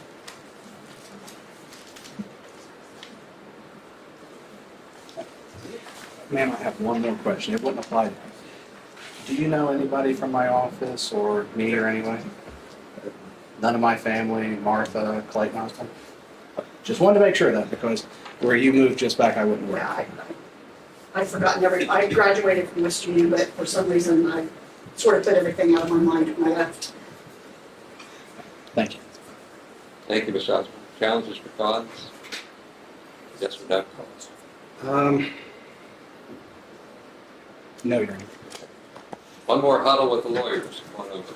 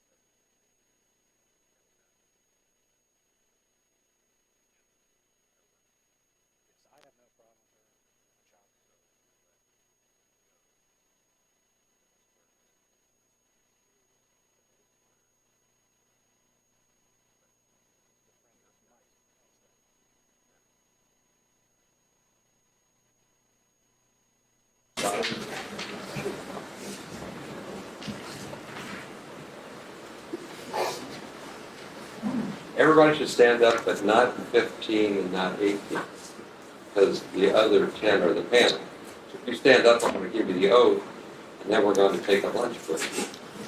So don't stand up 15, don't stand up 18. Everybody else stands up. This is the oath that you take now as the jury in this case. Mr. Heller, go ahead. You do solemnly swear that you will well and truly try the issues wherein Sean Cooley et al. Plaintiff versus Joseph Edgar Foreman, defendant, a true verdict rendered according to law and evidence. So help you God. Everybody else gets to sit down. 18's going to leave, 15's going to leave. All you folks in the back, get a thank you for being here, because I can't make this work without you being ready to go. You never know how many it's going to take. They all go to the clerk's office to get a voucher. Is that how it works? Okay, so if you didn't do it today, you could come back and do it later. But all you folks can leave while I spend 5 minutes talking to them. So get out of here. We're going to the ground. hang out. So, it's a common practice. Have a seat. So lunch break is coming like in a few seconds. But I need to give you an explanation of your responsibilities as jurors. This is going to primarily have to do with communications. But the first thing is to say, I often try to tell you ahead of schedule what to expect, only so you can not live on the end of a yo-yo string. In some respects, serving as a juror means you now sit and listen and I run your life. But that's not really fair, so I'm going to tell you that we're going to work long days. We're going to try to get as much done, because you can never get more time without starting early and working longer. So I need you to tell me if it's not working, if fatigue is a problem, or if something's going on in your life, right? But how you communicate is really important. You're not allowed to go talking to people about the case without there being a structure. So your people to talk to you about the case is the bailiff, Chris. So Mr. Pike's the first person you talk to, and then he's got to document what the problem is so everybody knows about it. That's not quite the same as saying, hey Chris, haven't seen you for like 10 years, how's your family member? Like a social thing like that is not what I'm talking about, but as soon as you start talking to them, somebody's going to think it's about the case. So if you can hold off on personal conversations with all the court staff, do that. But I'm not going to lock you in a social box. They have a duty to make sure that if you're talking to people, we know about it, because everybody, both sides of this case, need to understand they're getting a fair, impartial, disinterested jury. I got my pending case right now where a juror was talking to a court staff member during the lunch hour, and now the guy in prison thinks they were fixing the jury. And it's a mess. I don't think it's a problem, but it takes a lot of work to solve things that are not a problem. So if you can not make it a problem, okay. So number 7 wants to say something. Chris, it's a social thing, right? It's a work thing? It's this thing. Then you talk to him about it, he'll make a record of it, and I'll deal with it. Okay. Thank you. Because that's the discussion we have to have. Yes. Is work Yeah, that's things, what I knew it work things was. affecting the defendant, work things affecting the plaintiffs have to be dealt with structure. Thank you. I don't socially know anyone in this Hang on. room. Great. Do not fall into the trap of incremental decision making, except in your own brain. Now, when you go back there and you're hanging out waiting for me to get together and start my process, you wonder why I'm late, it's probably because I'm working with the lawyers. But while you're back there waiting and wonder why I'm late, you start talking to the second juror about what do you think happened this morning. Now your incremental decision making starts to involve the second person, and then the third person starts listening in, and pretty soon half of you are in a conversation about the trial that the other half are not involved in, and now we're doing it wrong. So you always have to be on guard. It's okay to socialize, make a new best friend, talk about whatever you want that's not this case. But conversations flip so fast, you've got to always be on guard. Thank you, 19, for helping us go through that again, because I'll repeat it repeatedly. Don't fall into the trap. No independent research. Like if you want to go by somebody's house, no. You hear an address, no, you don't go check it out. Yeah, all the evidence has to come from this chair and the exhibits. You're not allowed to go do a social media check. No search queries, no. 0, no. Because you're getting something that the other jurors aren't getting, that the lawyers don't know about, that's not evidence, and then that's a problem. Every juror has to self-report their error. Oh, and every juror has to report the other juror's error. I can't police it, but you have to. Just don't start it. When you go home and somebody says, hey, what are you doing at the courthouse? If you say anything about this case, then you might get an earful that you didn't want because they just shot their mouth off. Might be better just to leave them in the dark, or say, I can't even, don't go there, judge scolded me, lay it off on me, but that's how it works, because I'm a small county, you say something to a squad member, they tell you exactly what happened because they were there. You didn't even know it. You just have to always be on guard about no outside information coming in. The attorneys are well-mannered, they know what they're doing. Not exactly that they can't say, I'm sorry, but if they see you downstairs and they're walking up the steps at the same time you are, they're going to stop so you can walk up the stairs by yourself. That's not rude. That's keeping distance so one side doesn't think the other side's getting an advantage. Like, I'll try to be somewhat distant. But in one respect, you're my client. And that means I want you to understand how to do things. So if you don't understand, then you would try to explain to Chris that we need clarification or whatever. My goal is to help you be fully educated so you, when you come to deliberate the case, you'll have all the tools. And I'm going to have to re-educate you because some of the stuff you heard from the lawyers isn't really the law. It's okay, nobody did anything wrong. It's just how it works. So let's take a lunch break. I don't know, like, I don't eat lunch. 45 minutes is enough. It's time to get where you gotta go back.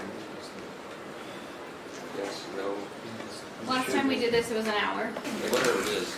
I just want to get things on the record that we left off the record. So the side, are we on this? Yes, we are. The sidebar mic wasn't picking up what we did.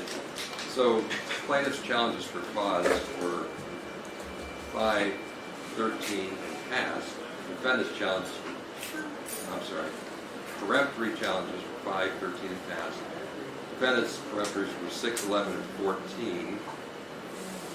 To get the last two jurors, 15 and 18 were excused by agreement.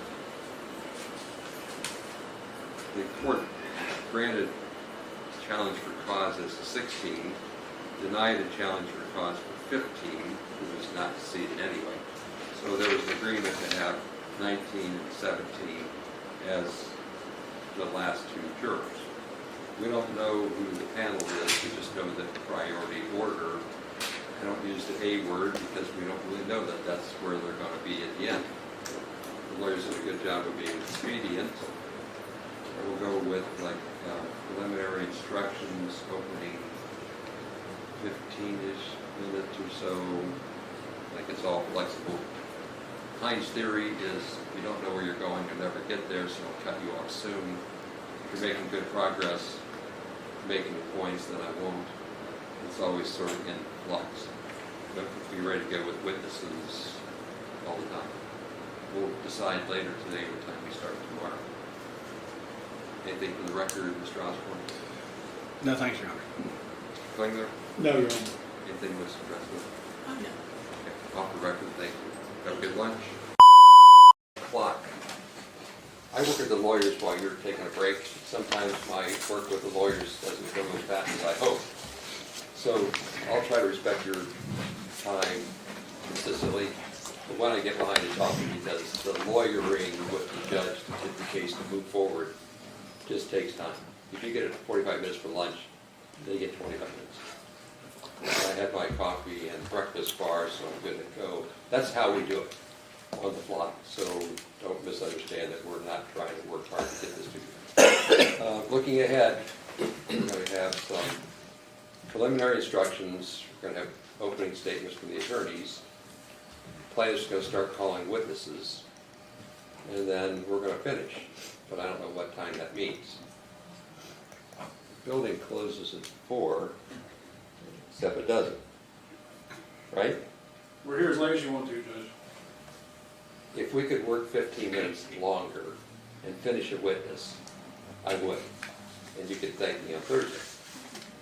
Or not at all. But that would often be my goal. We won't start something at 5 minutes before, but if we can start something at 3:15 that goes to 4:15, we will, just because it's the only way to make it come together at the end. Thanks for that.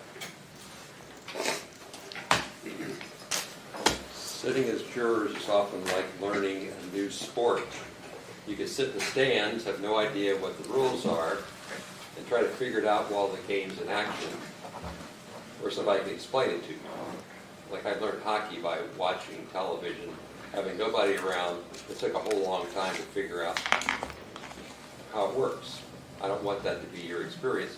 So I'm going to give you some explanation of the rules. You know, I talked to 10,000 feet. I'm going to try to bring it down to like 5,000 feet to help you understand better what's going on. The final instructions are going to be given to you verbally. You have written copies to look at. There's a lot here. So I'm going to like to start taking out excerpts to help you understand. Because as spectators in the courtroom, you need to understand why witnesses are testifying, what the purpose is, where the fight is, what the points are, to be more effective. So it isn't meant to confuse you, it's meant to help you learn more along the way. I talked about burden of proof. Burden of proof is the preponderance of the evidence, slightly more evidence in favor. Just as a reminder, 7 plaintiffs in one set of facts still need 7 verdicts. It might mean that one plaintiff did prove or did not prove their case the same as the others. Along the way, you're going to have to take notes like you are and figure out, was there testimony for each of the 7 people on all of those necessary elements. Thus, you need the notes. When you use your notes, you're not going to be able to take them home with you, so don't put your to-do list or your grocery list on there. It doesn't work that way. You take the notes while you're here. Try not to do too many notes. You try to write everything down, you'll never get any of it because you'll always be behind. So you write down keywords, you write down phrases, you write down things that will jog your memory that you can use when you deliberate. Don't take the notes back to the jury room until the end of the trial. So when we take a break or overnight, just leave your notes in your seat, pick them up tomorrow. Don't tear pages out, don't take things with you along the way. They're meant to be an aid, not a distraction. Your notes might be wrong, especially compared to other people's memories. If I gave you a series of 10 numbers in a row, 8 of you would get it right. The other 2 would wonder how they got it wrong because they wouldn't think they got it wrong. That's all about how comprehension works. So if you take notes, just remember you might have taken it, like I forgot to put the word not in that sentence.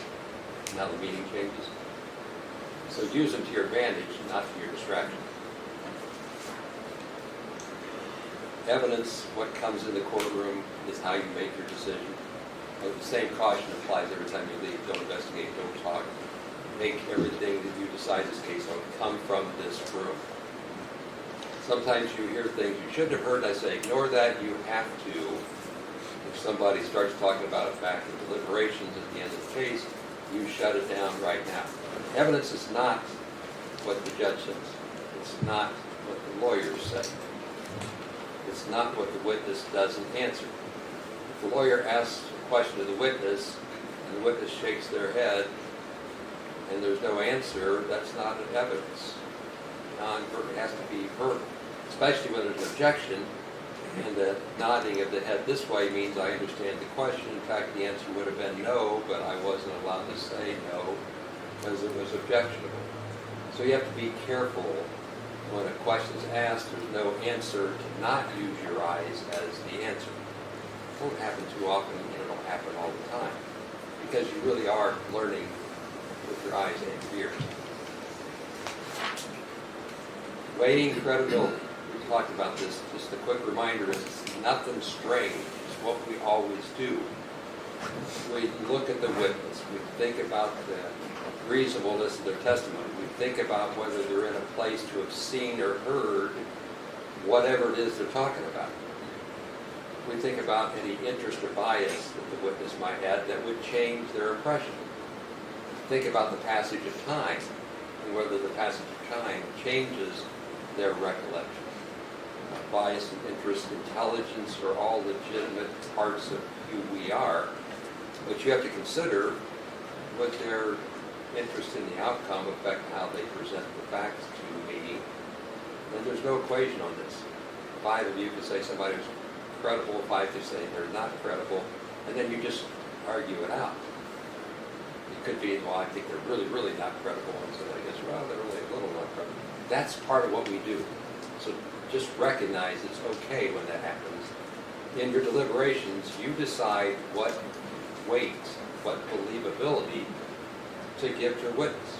You can believe everything they say, you can believe nothing a witness says, you can pick and choose. That's up to you.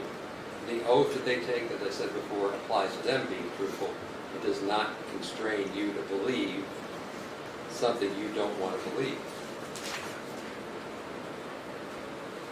As a general rule, people shouldn't explain what something means. That's called an opinion. As a general rule, people should say what they saw, heard, experienced, not what it means to them. And then we break that rule all the time because people are allowed to have opinions about what it meant. So recognize reciting facts that are things that you experienced is a fact. And then when they say, and this is how I felt about the fact, I'm going to let that in. But it really is something that becomes more subjective, not wrong. It then becomes not an observation of fact, it becomes my impression of what they mean. If a person gives an opinion, that doesn't mean you have to follow it. It just means they're allowed to. But you see how evidence changes from recitation of facts to conclusions about what they mean. Just be on guard that goes on. All of it's fair game. You just need to know how to sort it out. Because my impressions, or my opinions, are just mine. There's two claims, you've heard me say this before, I'm going to try to give you a little bit more of an understanding. Ken, you'll get this in writing. Defamation is a false statement that causes injury. It would be a short way of understanding.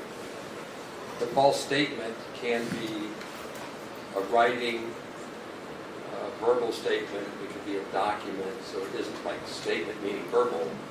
Something written is considered a statement. Something published as a picture would qualify as a statement. So it's not constraining. Libel and slander. Slander is a spoken word, libel is a written word.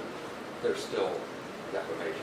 So don't get lost or think that slander of words is different than pictures or statements, whatever. The plaintiff has to prove by greater weight of the evidence, preponderance, that there was a published or distributed statement that was false, and when making the statement, there was actual malice, motive. So the purpose or motive is malice. False is sort of relative, or truth is sort of relative, because a minor inconsistency or a minor falsity is 99% true, 1% false. You might go, that's essentially true. Because the little thing, the 1%, wasn't really enough to make it false. Like we all like absolutes, when in fact there's not always absolutes.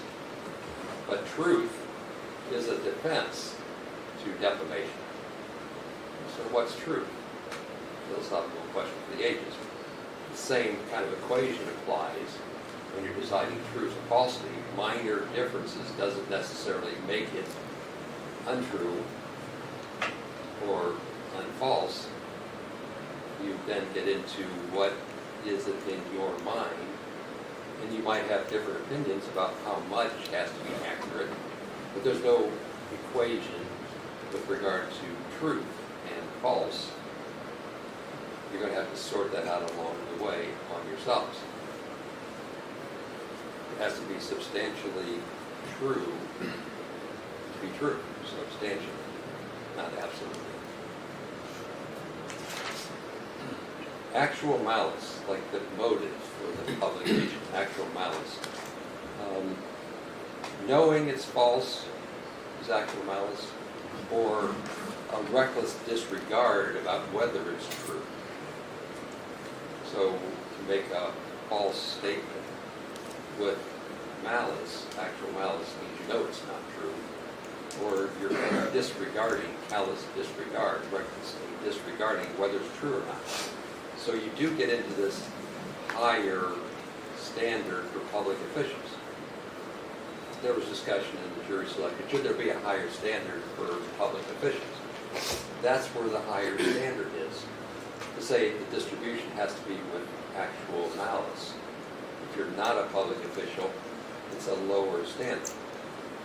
So like the lawyers were talking, legitimately asking you questions about that. This is where it factors in. So knowing it's false when you make it is a higher standard for a public official. Or recklessly disregarding whether it's true or not is the higher standard. If you're an average person, not a public official, it's a lower standard in the distribution. There was some discussion about freedom of speech. Freedom of speech gets involved in the publication of the statement. Freedom of speech is whether you're allowed to publish or not. Don't misunderstand freedom of speech. Freedom of speech doesn't go to the falsity or the truthfulness. Was there a statement that was published? Was the published statement false? Second element. And was the publication with actual malice? Third. Freedom of speech goes to the first element, publication. If you have the opportunity to publish, then that's the freedom of speech. The freedom to publish something falsely is not the law. That's where we get into the second, third steps. The 7 plaintiffs have been declared to be public officials. In the pretrial process, the question was, are they just average people, like average people, or do they have a public official status? In the facts of this case, they were acting in a public official status, so we raised the bar on the amount of proof they have to have. That happened as a matter of law. I'm going to tell you they're public officials. It's not even an issue, the lawyers know it. So that's where that comes in. If the plaintiffs, individually or collectively, some number of them, prove defamation, false statement with malice published, then it's presumed that their reputation was injured. So at that point in time, it's presumed that they were damaged. And then I'll explain like economic, non-economic damages. The explanation you heard earlier was in fact pretty accurate. Economic damages is something you have to pay for as a part of the injury. Like you get stitches, you have to pay a doctor to buy bandages. That has a price tag to getting a doctor. It was presumed that they suffered non-economic damages, which you might think of as embarrassment or loss of reputation, but there's a presumption that injury occurred. With regard to damages, there's no slide rule. Then you apply your own concepts of what you think reputation's worth, or what you think embarrassment is worth, what you think changed position in social settings is worth, what it's worth if friends look at you differently.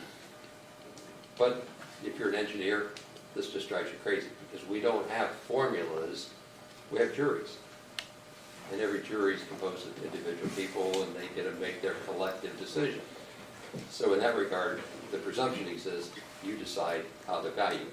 But remember, all 3 of those elements of defamation have to be proven before you even get to damages. The second claim, this false light, is really better understood as like invading somebody's privacy. It's a first cousin, like 10,000 feet, I want you to think the related claims they are. But false light is